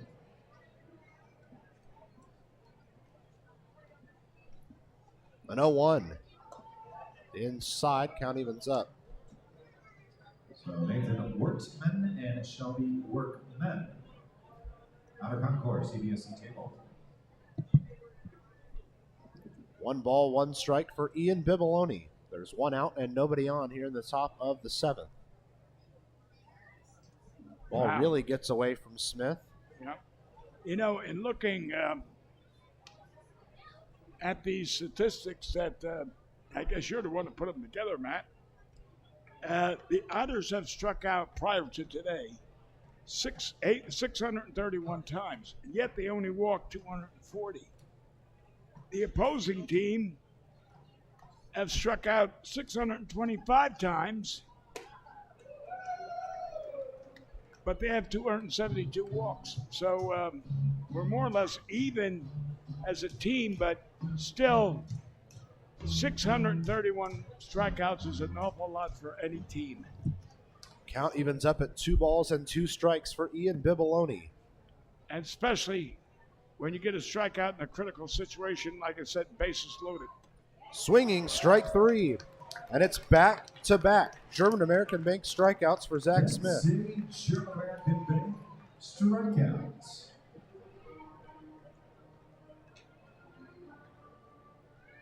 Second baseman for Jay Prather. So that'll bring up Jay Prather with nobody on and 2 outs.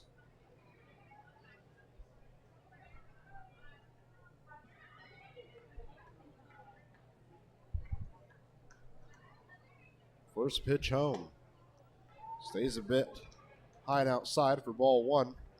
Yeah, currently the most impressive team pitching-wise is the Schaumburg Boomers. They have 661 strikeouts, which is in the top 3, yet they have given up the least amount of walks with only 200. Wow. So that Schaumburg pitching staff has been exceptional. They're averaging over 10 strikeouts a game, by the way. Wow. 1-0, swung on and missed. That certainly helps your team, especially if you're not hitting the ball well. Yeah, they're the only team in the league averaging over 10 a game. Evansville's not far behind. They average 9.4 strikeouts a game. So still strong from the pitching performances. The Achilles heel for the Otters is they've given up the 10th most walks. Really? That's been their big issue. Yeah, and I bet if you, I'm going to bet money that it's probably the relief crew that gave up most of those walks. I know you're going to say a starter goes 7 innings, gives up four walks, and then here comes the reliever and he gives up 2. But the point is, the relievers are facing less guys. Yes, and plus the fact they don't have as many innings. If they pitched more innings, they probably have more walks. Well, the starters for the Otters have pitched almost twice the amount of innings that the relievers have, but the relievers have about 2/3 of the amount of walks that the starters do. So I was right. Yeah, it's okay. Definitely living with the relievers. Okay, I mean, that's my observation so far of the season. Swinging strike 2, and Prather's looking at a full count. Yeah. Because, there's so many times you say, oh, here comes the reliever, and the next thing you know is ball 4. Oh, no. And then if you hit the next batter, the run scores.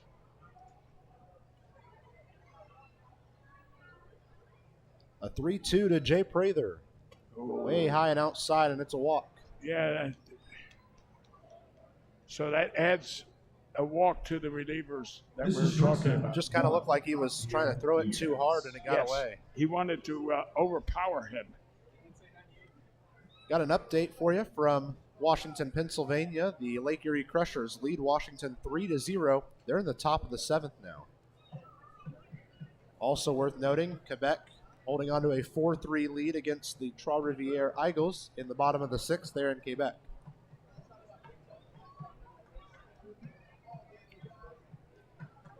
First pitch is on the inside edge for ball 1.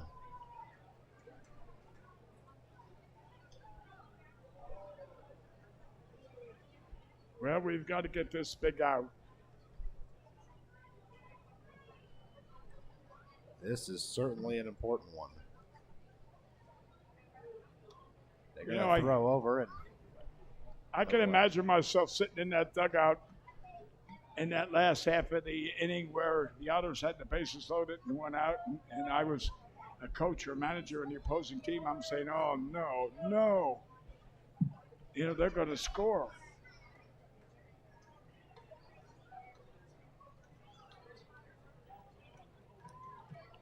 He's going. 1-0. There goes the runner. It gets away from the catcher, Anton.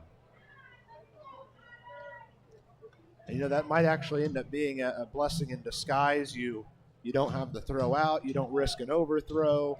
Maybe it's all right that the man just gets one base. Well, at this point in the game, every base means a little bit more. Well, a base hit doesn't guarantee a run. It depends on where it is and the outfield. And now looking out there, JR is playing kind of deep. And I would say the runner probably would make it. Strike. Takes the count to 2-1. Yeah. Yeah, I'd say if it was hit to left field, the runner probably could score. That is allowing that as the ball runs in the outfield grass, it slows down. 2-1 for Diaz. That one stays in front of Anton. Big lead out there at second, though. Well, if you notice, that runner was going to go to third, and when he saw the catcher block it well, he had second thoughts. And if I were going to say anything, I'd say he made the right choice. So the count goes to 3-1 in favor of Abdiel Diaz. There's a runner at second, 2 outs. A 3-1. Inside, it's ball 4. There's runners at first and second. I'm going to give you an opinion, but it seems like his breaking pitch to a left-hander is inside and low and consistently in the same area, and therefore I wouldn't call for it.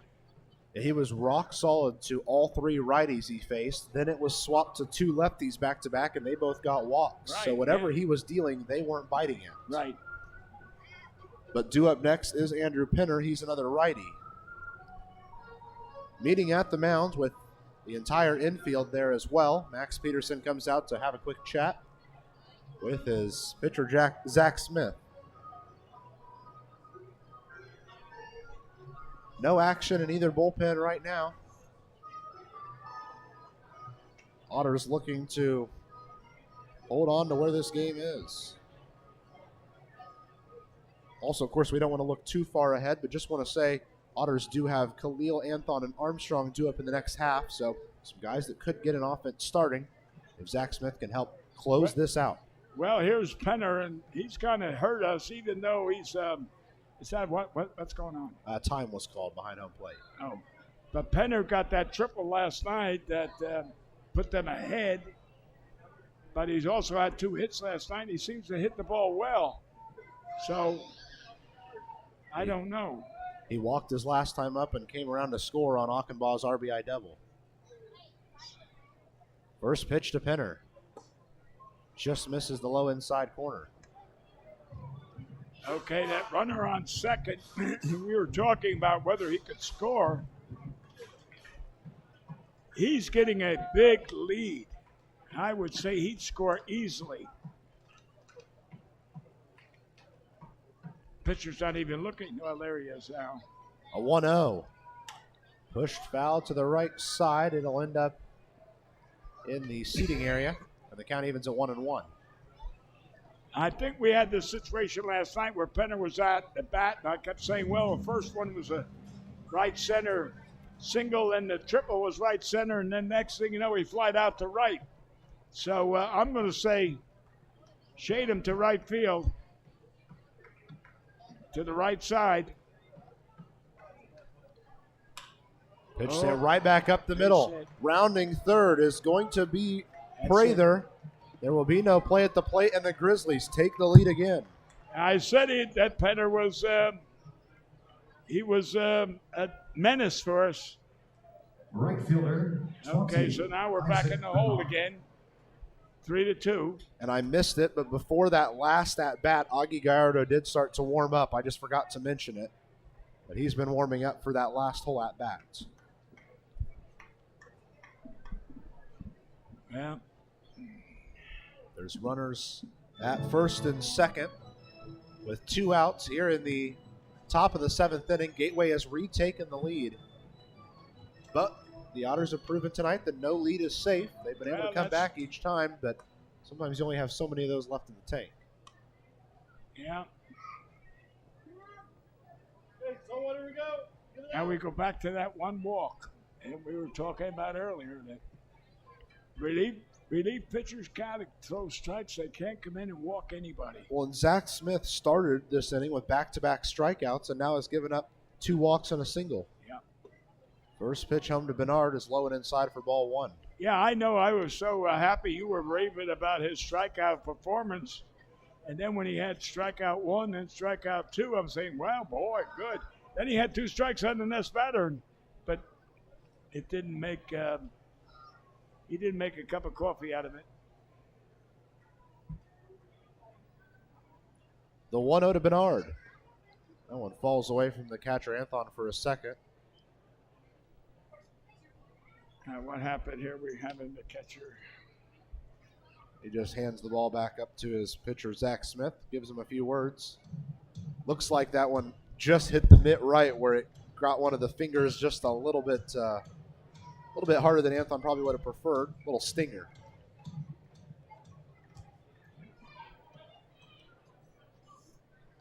Two on, 2 outs. Big time needed outs for Zach Smith right here.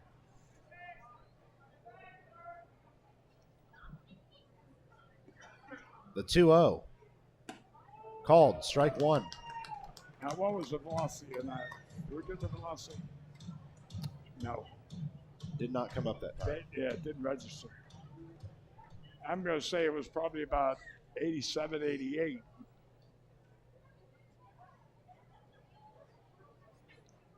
Yakertek had it at 93. Ball sent off the edge of the bat to the right side. A diving play for Armstrong. My goodness, he made the catch. Andy Armstrong just single-handedly saved this, what could have been a huge inning for Gateway. But we're going to head to the bottom half of the 7th. The Otters will only be down by 1. When we come back from break, we'll get you a replay of that one. Time to stretch from Evansville. We're sitting at a 1-run deficit for the Otters, 3-2.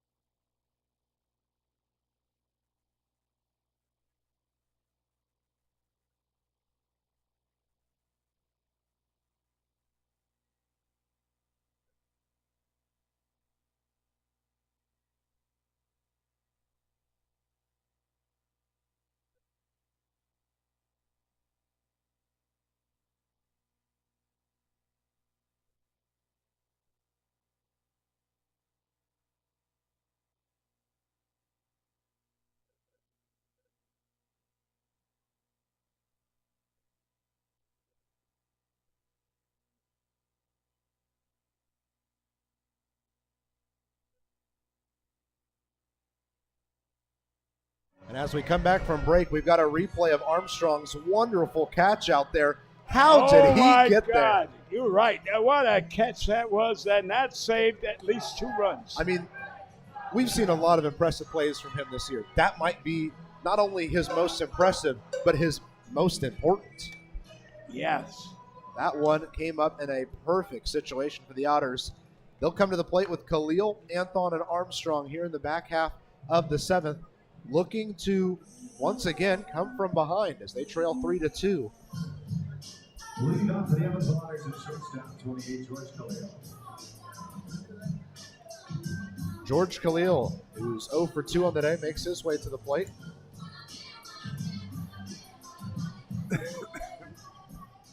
You know, I'm not going to go in that clubhouse and say, hey, fellas, this is getting too much. You know, I mean, let's get our act together. We take the lead, they take the lead. We take the lead, they take the lead. It's just too much. By the way, Brendan Feldman is returning out to the mound for his 7th inning of work. An 0-1 to George Khalil. It's sent down the left field line, just a hair foul. That would have been nice for him if it stayed a little fair and snuck past. But instead, he's looking at an 0-2 deficit now.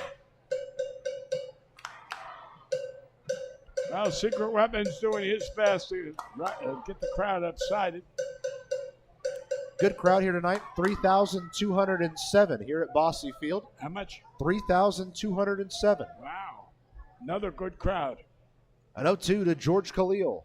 Swinging strike 3, and it's his 2nd strikeout of the day. That one hurts. Well, it was kind of a lazy swing. It was that breaking pitch again. If this guy just throws that curveball, we're in bad shape.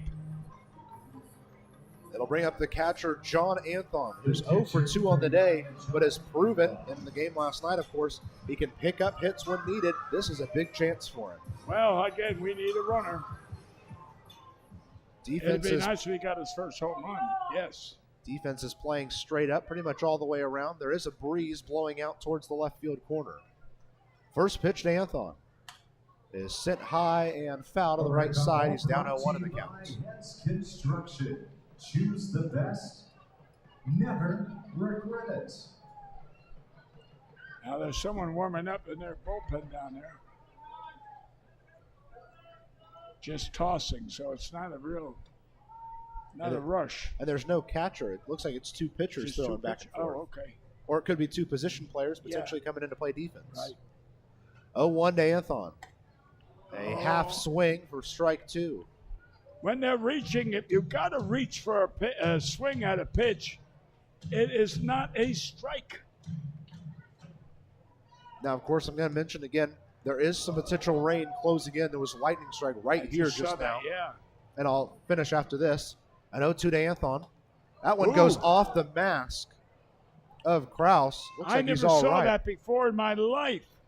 It took that mask way off. Yeah, but I mean, that hit the mask directly. Yeah. Nothing else but the mask, and it ripped it right off his face. But what I was going to say is you got to be careful with this rain moving in because you can't try to play too much of this one with the early start time tomorrow. You got to make sure this field is protected and ready to play early as opposed to the usual 5:05. You had more of the day to let it air out a little. You got to be careful tonight that you don't play too much and put too much rain on this field tonight. Yeah, you're right. You're right. Now, of course, there's a chance all this rain misses us. We don't have to worry about it at all. Right. Just keeping everyone in the know. So we got 2 strikes, 1 ball. 1-2 works low and outside. That's a tough pitch to lay off, and a lot of Otters have struck out. That's the pitch that has been killing us right there, where our batters go chasing it. As I say, if you got to reach for it. A 2-2 for John Anthon. There it Swinging is. strike 3, and he got caught on that one. He came back with the same pitch, and he's been very successful. Make it 7 strikeouts for Brendan Feldman on the night. I would go as far as saying 6 of the 7 are on that curveball. I was just going to say all all 7 7. was on that pitch. So that brings up Andy Armstrong, who was just the hero on the other side of the ball. See what he can do offensively. You know, look at the logic. If you take your bat, you put it in the middle of the plate, and then extend your arms, and your bat covers the outside of the plate, why would you have to go reach for anything? If your bat is going to cover. First pitch from Armstrong, right at the shortstop. Diaz will play it over to first in time, and it's a 3-up, 3-down inning for the first time all night. Gateway gets a shutout inning after scoring themselves. We head to the 8th. Gateway leads 3-2.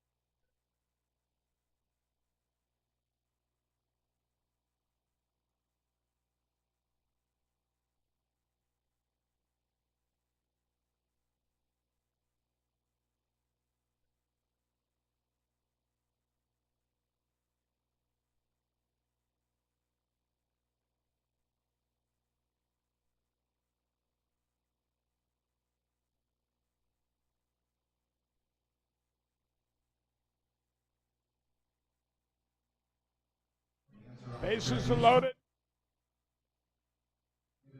We head to the 8th inning. But first, I want to remind you that Evansville Otters Baseball, the Otters Digital Network, is presented by Bud Light. Without further ado, the man on the mound, Augie Gallardo, getting the nod out of the pen. Pretty simple. It's his job to keep this game where it's at. You cannot give up runs in this situation. Throw strikes. This call to the bullpen is presented by our friends at Business Communication Solutions. Contact BCS for all your business solution needs. Gallardo on the mound. Anthon behind the plate. That pitcher catcher battery is sponsored by the Answer Auto Repair East. Find all your battery needs at the Answer Auto Repair East, located at 2319 North Green River Road. Or give them a call at 812-475-9000. The last report was you said that that Washington was losing in the 7th inning 3-0. Yeah, we'll go give a quick check up to Washington, Pennsylvania. They're in the bottom of the 7th. Lake Erie leads 3-0. Oh, now it's 3-2. It was 3-0. 3-0. 3-0. It's still 3-0. Oh, 3-0. Yeah. Oh, I'm sorry. I misunderstood you. Okay. I'm looking at whether this loss, if we lose, would greatly affect us. And it's been crazy because for the last 2 weeks, it seems every time the Otters lose, so does Washington. So they're staying right at their 5.5 games back. It'd be really nice if the Otters could find something in this game and get a game back. Yeah. 0-1 to Rakusin. Push to the left side. Craig, nice play into the glove. The throw across to first in time. Nice play from the rookie there. That was a real nice play at third base. You're right. And that will now bring up the designated hitter, Trevor Achenbach. He had the RBI double back in the 6th that gave Gateway at that point a 2-1 lead. Right, that was down the third base line. And again, to me, this is the hitter that you worry about in this lineup. First pitch to Achenbach. Lifted high, but in shallow left. Khalil's underneath it for out number 2.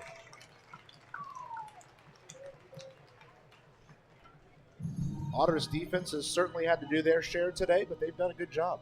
Well, I'll say, George came up with that play, in the second or third inning? It was unbelievable. Then you got Armstrong that makes that play. The defense is doing their job. Sinsley had the nice backhand. Oh, that's right. Yes. I've got 4 plays circled on my book to go back and look for tomorrow and clip down so that people can see them again because they've just been outstanding. Right. I agree with you. It's just those bats don't. Those bats don't produce when you need them. And that's been the story in this little stretch of tough baseball for the Otters the last couple of weeks. Every time the pitching's there, the bats aren't. And every time the bats are there, the pitching's not. They need a couple of nights to go where they really get everything going. Right. 1-0 to Kraus. Bounces in, and it's 2-0. Elsewhere in the league and scores you might want to keep an eye on. Quebec is still leading Trois-Rivières 4-3 in the bottom of the 7th. Florence has an 8-3 lead at Joliet. So the Y'alls trying to make a little run from the bottom of the standings as well. A 2-0. Low and inside, ball 3. And now getting a bit frustrating for the Otters. Well, we can't afford a walk.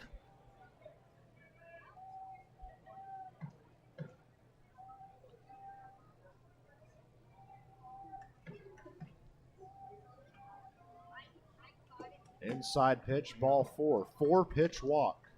Now, you probably never heard of Jack Armstrong. And he was the Rookie of the Year for Cincinnati back in the 80s something. First baseman 6, Clint Freeman. And Jack Armstrong pitched for Rider College in New Jersey. And Jack Armstrong was one of those that had probably a good 88 to 90 mile an hour fastball. But when he got himself in a situation of a 3-1 or 2-2 count, rather than walk the batter, he then more or less pinpointed the pitch. He aimed the pitch so that he wouldn't walk. Of course, it would generally end up hurting him, but the point is, He was so conscious about not walking people. Ball off the handle of the bat will stay in the infield. Craig's going to chase in, bring it in for out number 3. And a 2-out walk will not come back to haunt the Otters. And with that, we are going to make our way to the bottom of the 8th. Otters have to find some offense quick in this one.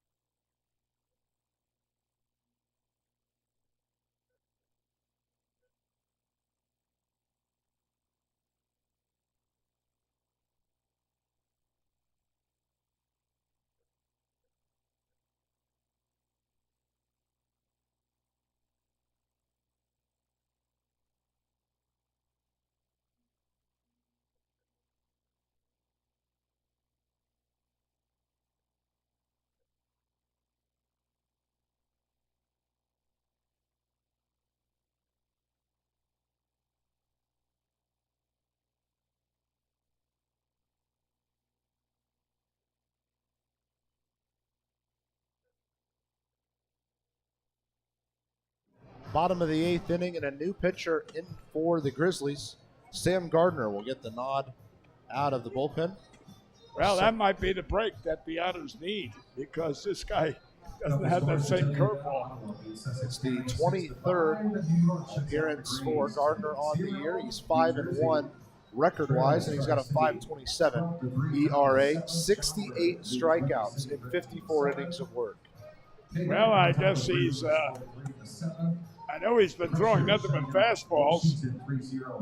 That must be in his safe insofar as he's a fastball velocity pitcher. Otters are going to have Brian Rosario, Zach Biermann, and J.R. Davis due up in the half inning. Well, the 3 guys I don't mind having bat.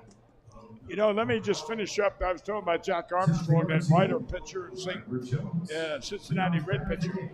When he was in college, now I'm talking college, when he was in college, before every game, he went in back of the stands and threw up. Can you imagine?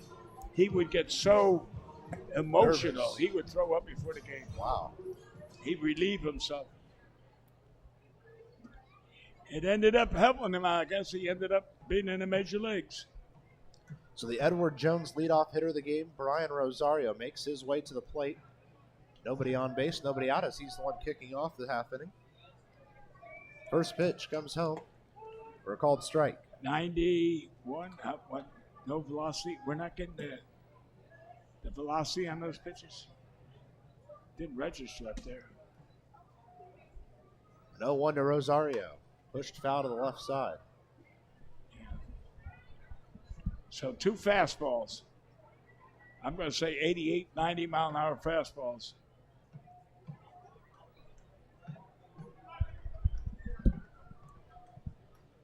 Oh, 2 for Brian Rosario. Long wait, and he calls time. Gardner was really making him wait on that pitch. Oh, yeah. I was wondering why he was waiting myself, you know. Unless that's his way of challenging the hitter. 0-2 to Rosario. Here's the Way curveball. inside, and they say it hits him. Oh, good. Rosario's just a tiny bit shaken up on that one. Well, you know, I was going to say, in my opinion, he just threw 2 90 mile an hour fastballs, and he had an 0-2 count. I said, chances are he's going to come back with a breaking pitch. Well, we just saw his breaking pitch. It hit the batter. So, what do you deduct from that? I'm going to say. Might want to swap to the fastball. Right, that's right. Zach Biermann back at the plate. Now let's see if Zach goes for the first pitch. There's a runner at first, nobody out. Here in the bottom of the eighth, Otters trail by 1. I'm betting the ranch he's throwing a fastball. Fastball, and it's zoomed to the right side, but it's going to end up on the roof. And he did go after the first pitch. So now Logan Sawyer will begin to throw and warm up just in case the Otters can take a lead and he could come in and close out the game. Well, I hope so. More lightning here kind of close. We're going to go check on the runner. Rosario's back in time. Well, I keep going back to that inning. We had the bases loaded and couldn't score. 1 out. And Big Mack struck out. Called out. I shouldn't say struck out. He was called out. Then the pop fly. That killed us. An 0-1 to Biermann. Strike 2. Rode a little inside on him, and it's going to be ball 1 on the inside.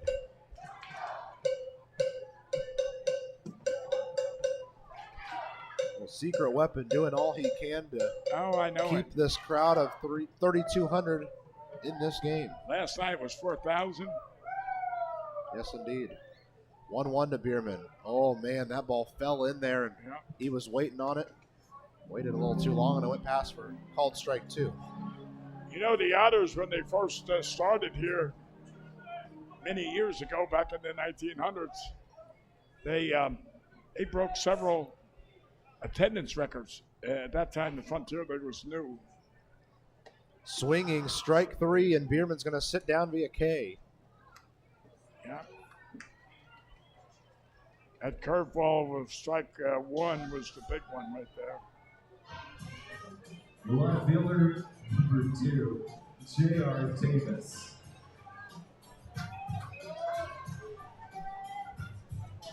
Runner at first, 1 out, and J.R. Davis at the plate. We don't know how Rosario runs.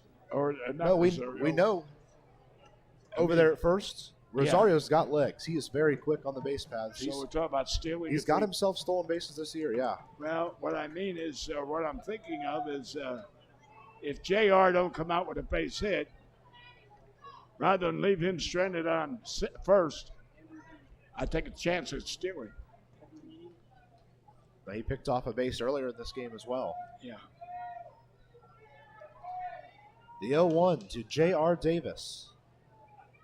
And he half swings at one, sends it foul to the left side.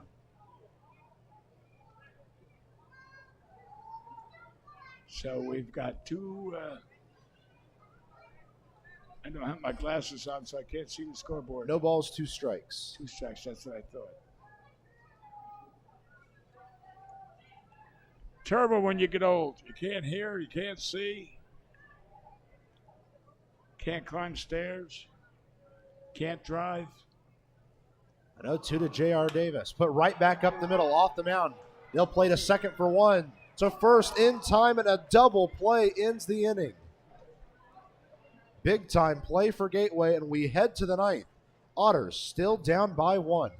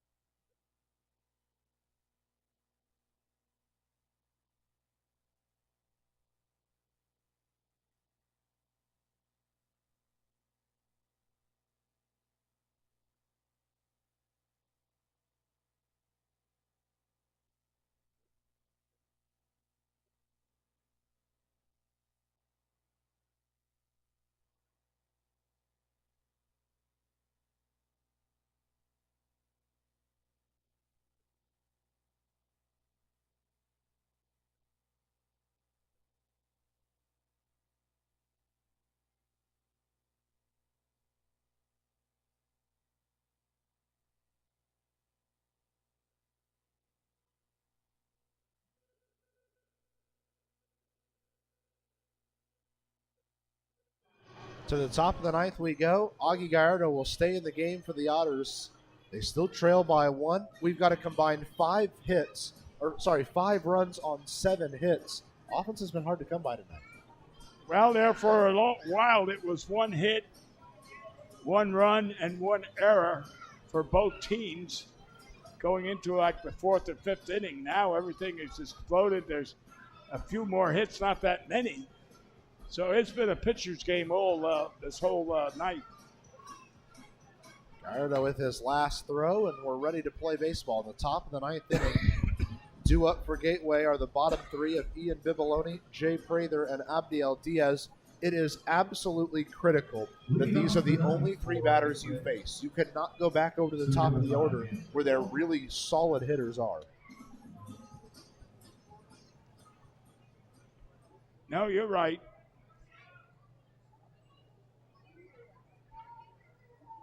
So the first pitch to Ian Bibiloni from Augie Gallardo on the way, and it's crushed to the left side, but foul. That was right down the middle, and that was a pretty good swing. Just a bit ahead. Yeah. Choose the best. Never regret it. 0-1 the count now for Ian Bibiloni after the hard hit foul ball. And shortstop's shading a little toward third base, allowing a bigger hole. Gallardo gets a swinging strike 2, and he's ahead 0-2 in the count. Now these are vital that you turn these 0-2s into outs. Oh, yes, you're right. You know, you got to give that. Low and outside, ball 1. The Gateway starting pitcher, Freeman. Freeman. Feldman. Feldman. You got to give him credit. He had one heck of a curveball. I mean, all he had to do was throw that wrinkle just like that. What a good pitch that was. Gallardo drops one in for a called strike 3, a German-American Bank strikeout. Yeah. But Feldman, all he had to do was throw that thing, and our batters just chased it like it was it was like a gold coin laying on the sidewalk. They all reached to grab it.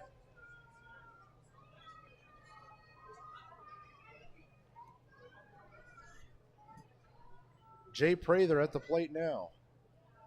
First pitch to him is a bit outside for ball 1.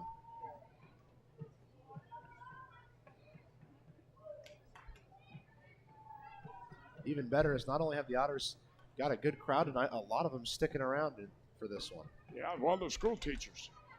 1-0 to Prather. Put out Khalil. He won't move an inch. It's out number 2. Did you see him run right back? What that was about? That was just strange. I mean, he outran me running back to the dugout the opposite way.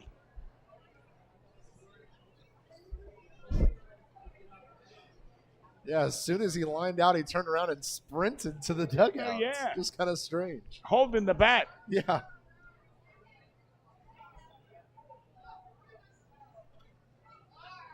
Brings up Abdiel Diaz. With 2 outs and nobody on, it's a called first strike. Now, if a runner had advanced, I'd say that was a pass ball. For some reason, that went right out of his glove. It looked like it went right through almost. Yeah.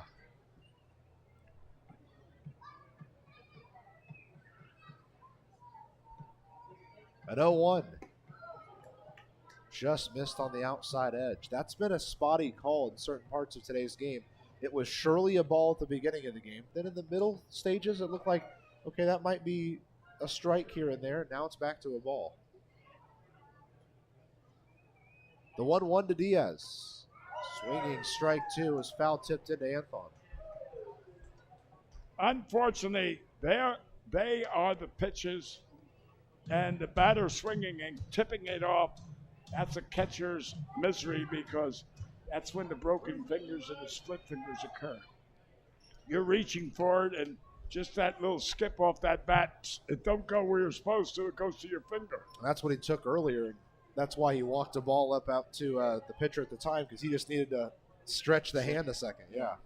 1-2 to Diaz, high and outside, ball 2.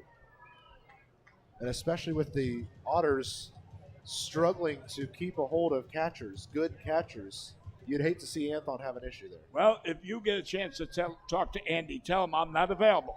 And I don't care how much money he does, I'm not available. 2-2 inside for ball 3.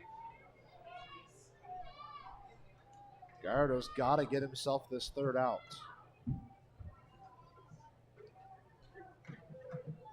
What's that old expression? Put me in, coach. I can stop the rally or something. 3-2 to Abdiel Diaz. Stays low for ball 4. And for the second straight inning, Gallardo gets himself 2 quick outs and then walks the third man. Well, like we were talking earlier about walks, how the Otters pitchers have given up so many walks compared to strikeouts. And in both cases, I think both relievers came in and have walked one. Gallardo steps off for a second to reset.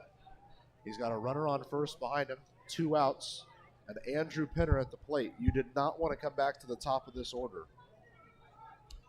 Wasn't it Pinner? He got the base First hit. pitch, the man is running, and there will be no throw. I wonder why. I wonder why no throw. Yeah, I'm not sure. I mean, he was ready to throw, and then all of a sudden he just stopped his motion. That was a chance to see him, what his arm is. 0-1 to Pinner. This one's fouled off to the right side. Sinsley's going to run after it, but he will run out of room. You know, there was many years ago, I'm going to say about 40 years ago, there was a outfielder in New Jersey that was rated like a -- 1 draft. And we never saw him throw. And finally, it was a state championship game. And situation came up and says, oh, we hope this guy gets a base hit to center field. And the runner tries to score. Finally, it happened. Where do you think the center fielder threw it? He threw it to second base. We said, that's all. He went from a #1 to a no draft. He had no arm. And, well, anyway, you won't believe it. The Cleveland Indians drafted him #1. They gave him over $100,000. 0-2 to Pinner, right back up the middle. It drops for Another a base run. hit. Rounding third is going to be Diaz. The throw towards home, Another not run. in time. It's an RBI single for Andrew Pinner. Yeah. I tell you what, he's been the menace for the Otters. Well, the former Otter has done it again. Yeah. Anyway, to end my story, the kid got $100,000, played 1 year, quit, went back to college, and became a quarterback. He played football, Cleveland made a big mistake. And the scout that signed him was Bobby Malcolmus, who played here in '54 as second base. Isaac Bobby Bernard Malcolmus. headed to the plate now. His last time up, he got robbed by Andy Armstrong over there at second. Now, just a quick resume. That runner just scored. Wasn't that a walk? Indeed it was. A 2-out walk. Yeah. Stolen base and a run. That's a manufactured run for you. Yeah. Ball sent on the ground to the right side. Armstrong backhands it. The throw to first in time for out number 3, but the Grizzlies get themselves an insurance run, and the Otters are going to need at least 2 here in the bottom of the ninth. The conclusion coming at you next. You're on the Otters Digital Network.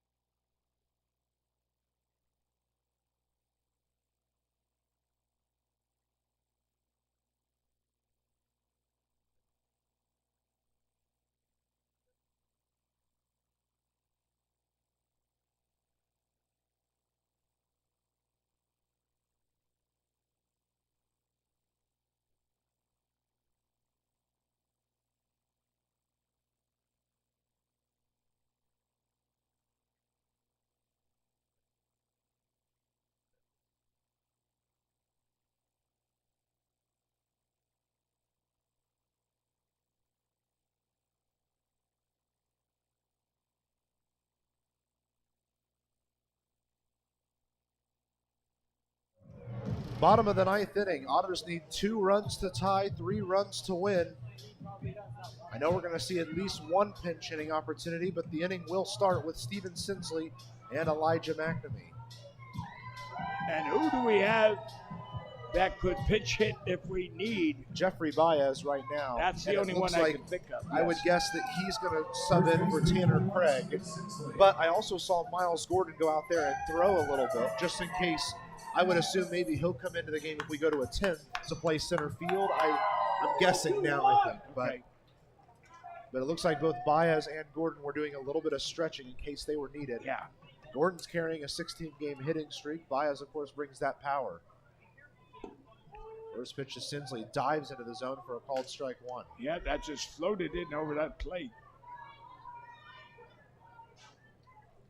See, that's where first step batter, first pitch, new inning. You would expect a fastball. He comes in with an off-speed. Beautiful change. Ball bounces in. And it was a beautiful strike.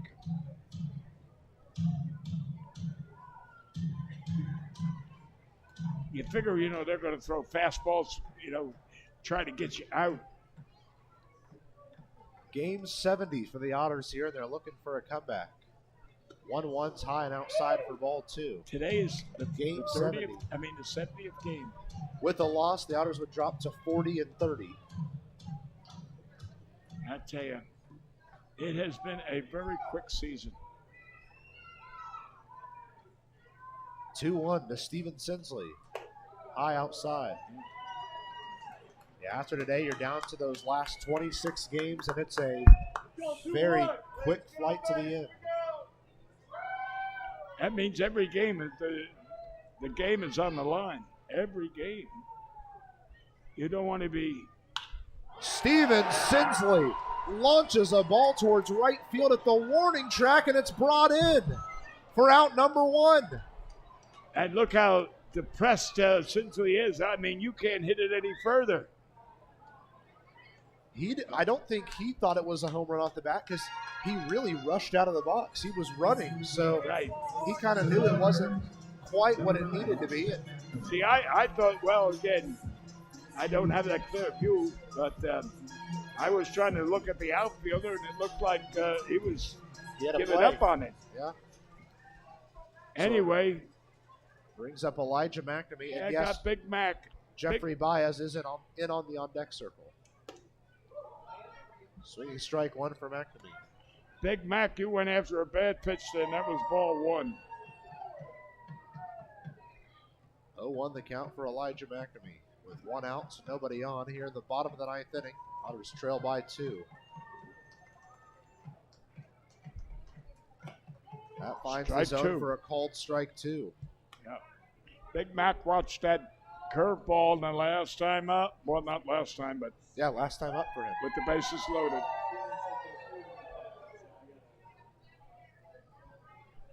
I hope he doesn't watch the third strike. The 0-2 to McNamee. Put right back up the middle, and it's going to be through for a base hit. Oh, wait. Somehow Diaz got his glove on that ball and made a throw. It was just late to first. Yeah, but it was a single, yeah. Yeah. But man, Diaz somehow got to that ball and made that a pretty close play. Well, that puts the tying run at the plate now. Anyway, now it looks a little more promising. And So here now comes a pitch hitter. Jeffrey Baez is going to step in. Now, he could easily tie this game with a blast over the Budweiser sign out there in left center.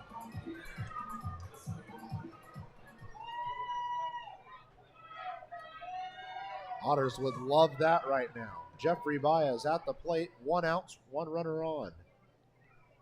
First pitch to him's high. No way. And it's ball 1. They say no, he did not go around. No, he didn't.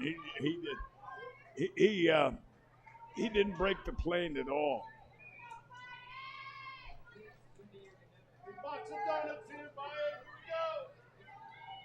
One ball, no strikes to Jeffrey Baez. The throw home. Outside, ball 2.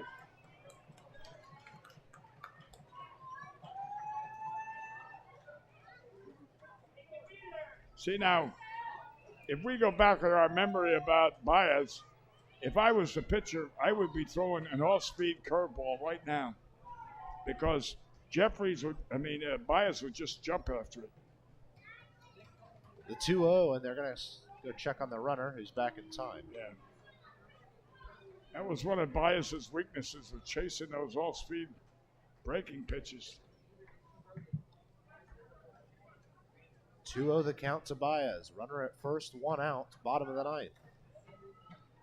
A 2-0 swinging strike one from Baez. He went for the downs.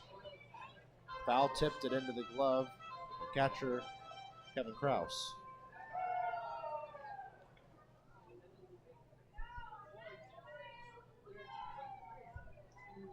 Two balls, one strike. Otters need Jeffrey Baez to be part of the answer here. Big curve, and it stays inside for ball 3. Right, that was the pitch I was talking about. That I guess it was a little more accommodating. He might have went after it. George Khalil stands in the on-deck circle. Oh, will George be the hero again? 3-1 to Baez. Swinging strike Wow. 2. He almost swung out of his shoes. You ain't kidding. I mean, there was no doubt he was going for the downs on that. Yeah, he wanted to drop that ball at Henderson.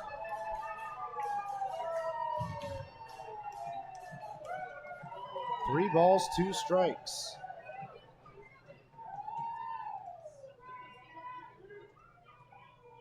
Put right back up the middle, through for a base hit, and the rally continues. Yep, good play. Now we got Crocodile George.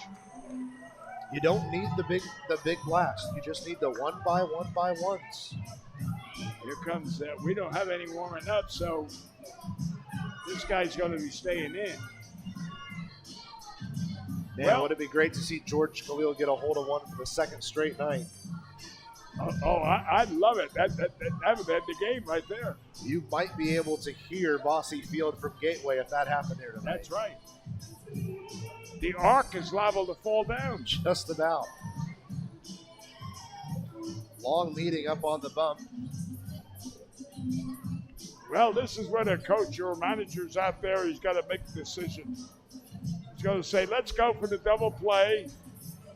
Let the run score. We're 2 up. Let the run score. Let's get the big outs. Logan Sawyer is warming up the Otters right now, just in case the game goes to a 10th. Also, keep in mind, McNamee and Baez are 2 speedy guys on the base paths. They might be able to help you out with their legs in this scenario as well. The shortstop, number 28. Well, George has got,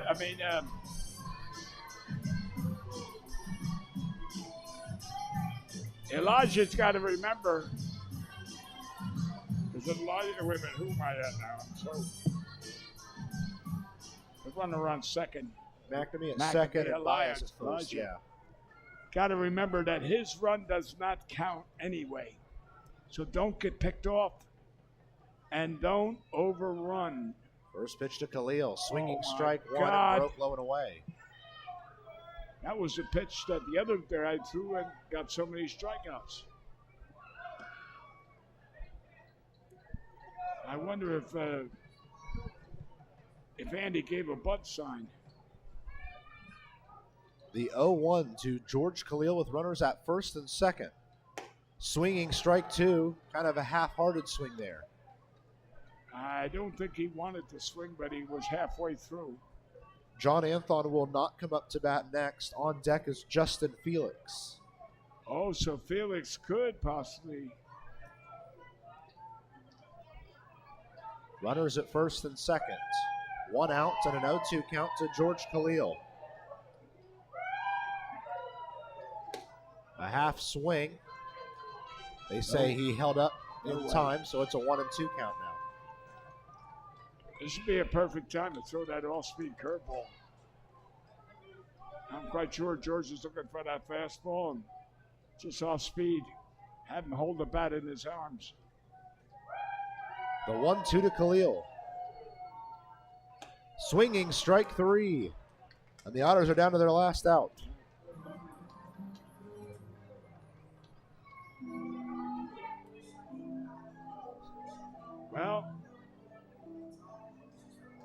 So another pinch hitting opportunity. Justin Felix will enter the game here in the bottom of the ninth. Ladies and gentlemen, your attention please. Now batting number 5, Justin Felix. Otters need someone to be the person in this game that can step up.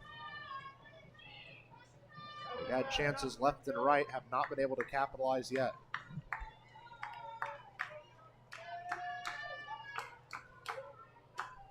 First pitch to Felix. Swinging strike one. It gets away from the catcher. Both runners are going to advance. That is huge. It's huge, but it was a bad swing on Felix's part. It was, I mean, that bounced into home plate, and he's swinging. Felix. You know, they put the pressure on themselves, and they start swinging at anything and everything. Now opens up the possibility that a base hit could tie the game. Yes. That might have been a great accident. yes. 0-1 to Felix. Works low and outside, and his count evens up at 1-1. I thought he was going to chase it. Man, Bossy Field is ready to explode. The fans here trying to get behind Justin Felix. Yeah, and Baez could score. I mean, look at the lead he could Plenty get of from room. second. Plenty of room. Yeah.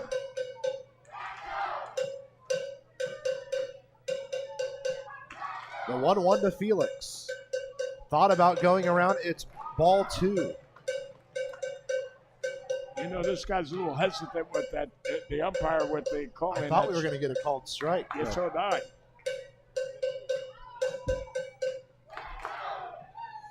It's that Hollywood effect, right? Yeah. 2-1 for Justin Felix. Runners at second and third. 2 outs. Bottom of the ninth. And it's fouled back into the netting. So the count evens at 2-2. With 2 outs and 2 on. Otters down by 2. If I was going to say something as a manager to coach now, I'd say, Felix, if you strike out, swing. Don't be called out. To me, being called out, it's embarrassing. Not the way to with win. runners. Not the way to lose the game. Yes. You have to do something to compete. Yeah. Well, here it is. Could all come down to this, and time is called prior.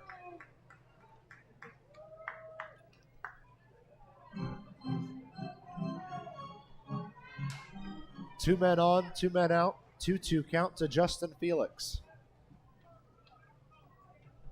And the Otters trail by 2 here in the bottom of the ninth. And now stepping off is the pitcher, Sam Gardner.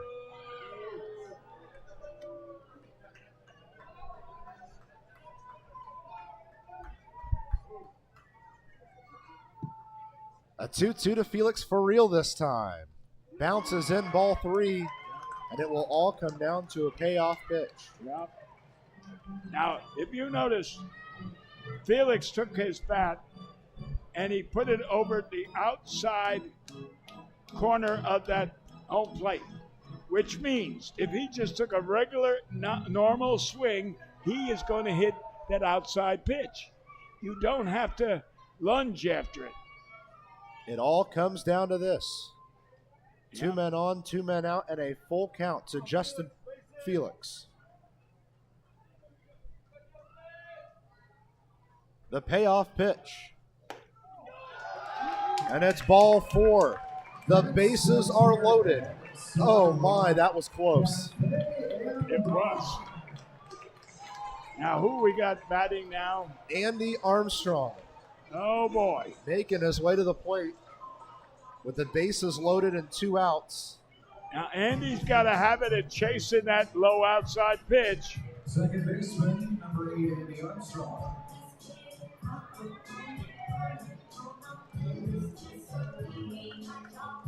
Defense will play deeper since they just need that 1 out. Now, if he could hit a ball like he hit the first time up that was a line drive to short, if he could have one in between, we'd score easily. First pitch to Armstrong. Taken for strike 1 on the high inside corner. I thought that was a little high, but I wouldn't have swung at it either, so don't worry. Even if he made contact, it wouldn't have been great contact. Right. So 0-1 for Andy Armstrong. Strike two. Called strike two. And just like that, the Otters are down to their last strike. Yeah. Come on, Danny. Everybody's counting on you. Certainly the biggest pitch in the game. A chance for Gardner to end it, a chance for Armstrong to extend it. The 0-2. Swinging strike three, and Gateway's going to get a win. And so our game is over. Final score. A swinging strike three from Andy Armstrong 5-1 to 5-1. gives Gateway a 4-2 win. For those And who like to this was pretty simple. This was the Otters doing just enough to come level, but never getting that big hit that gave them a lead in this game. You're right. I mean, I keep going back to the bases loaded and one out. That was the biggest opportunity they had. A fly ball would have given them a run. Even a double play might have, or possible. Well, double play with the 3 outs. But the thing is, it just didn't score. It's big strikeout. The Otters had their 9-game winning streak ended on July the 6th, earlier this month. Since that day, they have not won a series, and they won the one against Lake Erie, I'm sorry. But in all of that streak, they've been plagued by scenarios just like this. Multiple runners in scoring position with less than 2 outs, but they just leave them stranded. And first of all, you can't win ball games that way. You certainly can't make a run towards the postseason. Well, and the same token, too. You got to know the strike zone and not be swinging at pitches that are not strikes. Well, because that gets you out of a jam. And at the same time, incredible effort by Brendan Feldman tonight. Once he switched over to that curveball in like the 5th inning, he controlled things for 3 innings. That's right. That was a heck of a curveball. Yeah. And the Otters just, like I said, it was like a gold piece in the sidewalk, and they just ran for it. With the loss, the Otters dropped to 40-30 on the year and are still in that second place here in the West Division. We'll do a quick check in the Frontier League scoreboard to see where things are. Lake Erie leads Washington 5-0 in the bottom of the 9th, so it looks like the Otters might be able to hold on to just being 5.5 games back, but Schaumburg's up 10 at Windy City, so they're going to move 1 game closer. The good thing is that the Otters look like they're going to be able to stay 5.5 back, and they'll try again tomorrow to win the series, I guess. Well, there's something down there on the field I do not approve of. You just lost a big game, and here you are conversing with the enemy. You got 2 of our players talking to one of theirs. Hey, you just lost the game. You don't go chat with the opposing team, especially after they embarrassed you. Well, the Otters found themselves down in the second, came right back and scored 1 of their own in the second. Then we stayed at 1-1 all the way to the 6th. Gateway scored 1, Evansville scored 1. But then in the 7th, Gateway took a lead that they would not surrender. They added a run of insurance in the 9th that ended up being not very important in the grand scheme of things. But they won 4-2. We had a combined 10 hits, 5 on either side, and 1 error on either side. There wasn't a lot of production tonight. No, but a lot of great plays out there defensively. Absolutely. And mostly by the Otters. An incredible effort goes to Justin Watland. He worked so hard in this game. Yeah. And luckily for him, he's not the pitcher of result. It's Zach Smith who gets the loss. Sam Gardner will get the win for Gateway. And in the grand scheme of things, the Otters are going to have to try to go for the series win tomorrow. They know that they've got the bullpen arm of Vinny Santasiero going. Possible that we'll see a little more bullpen tomorrow. We do not know who's going for Gateway, as they're having to make a roster move tomorrow and sign someone or activate someone likely to get the start. So tune in tomorrow. We'll be happy to fill you in on that. Another reminder, 12:35 is first pitch tomorrow, which means gates open at 11:30. Don't accidentally sleep through the game, and I hope we are able to get you here on time tomorrow. I'm going to try to work out a schedule. I don't know. Chances are I'll probably have to give up breakfast. Now, that is going to be big because Friendly Diner over there on the east side. It means the Otters have to win then if you're giving up breakfast. Well, you're darn right. If not, my lawyer will be in touch with Andy. Well, it's a tough way to go down in this game. one that the Otters never really had an answer, even though Gateway wasn't doing much offensively themselves. They fall in this one 4-2, and the series will be decided tomorrow at 12:35 for a midday first pitch here from historic Bosse Field. And we'll be happy to bring you all the action, both here on the Otters Digital Network and Flow Sports. For Bill McEwen, sitting next to me, I'm Matthew Will saying so long from historic Bosse Field. We'll talk to you tomorrow afternoon as the Otters and Grizzlies face off for the final time in 2022. Have a great night.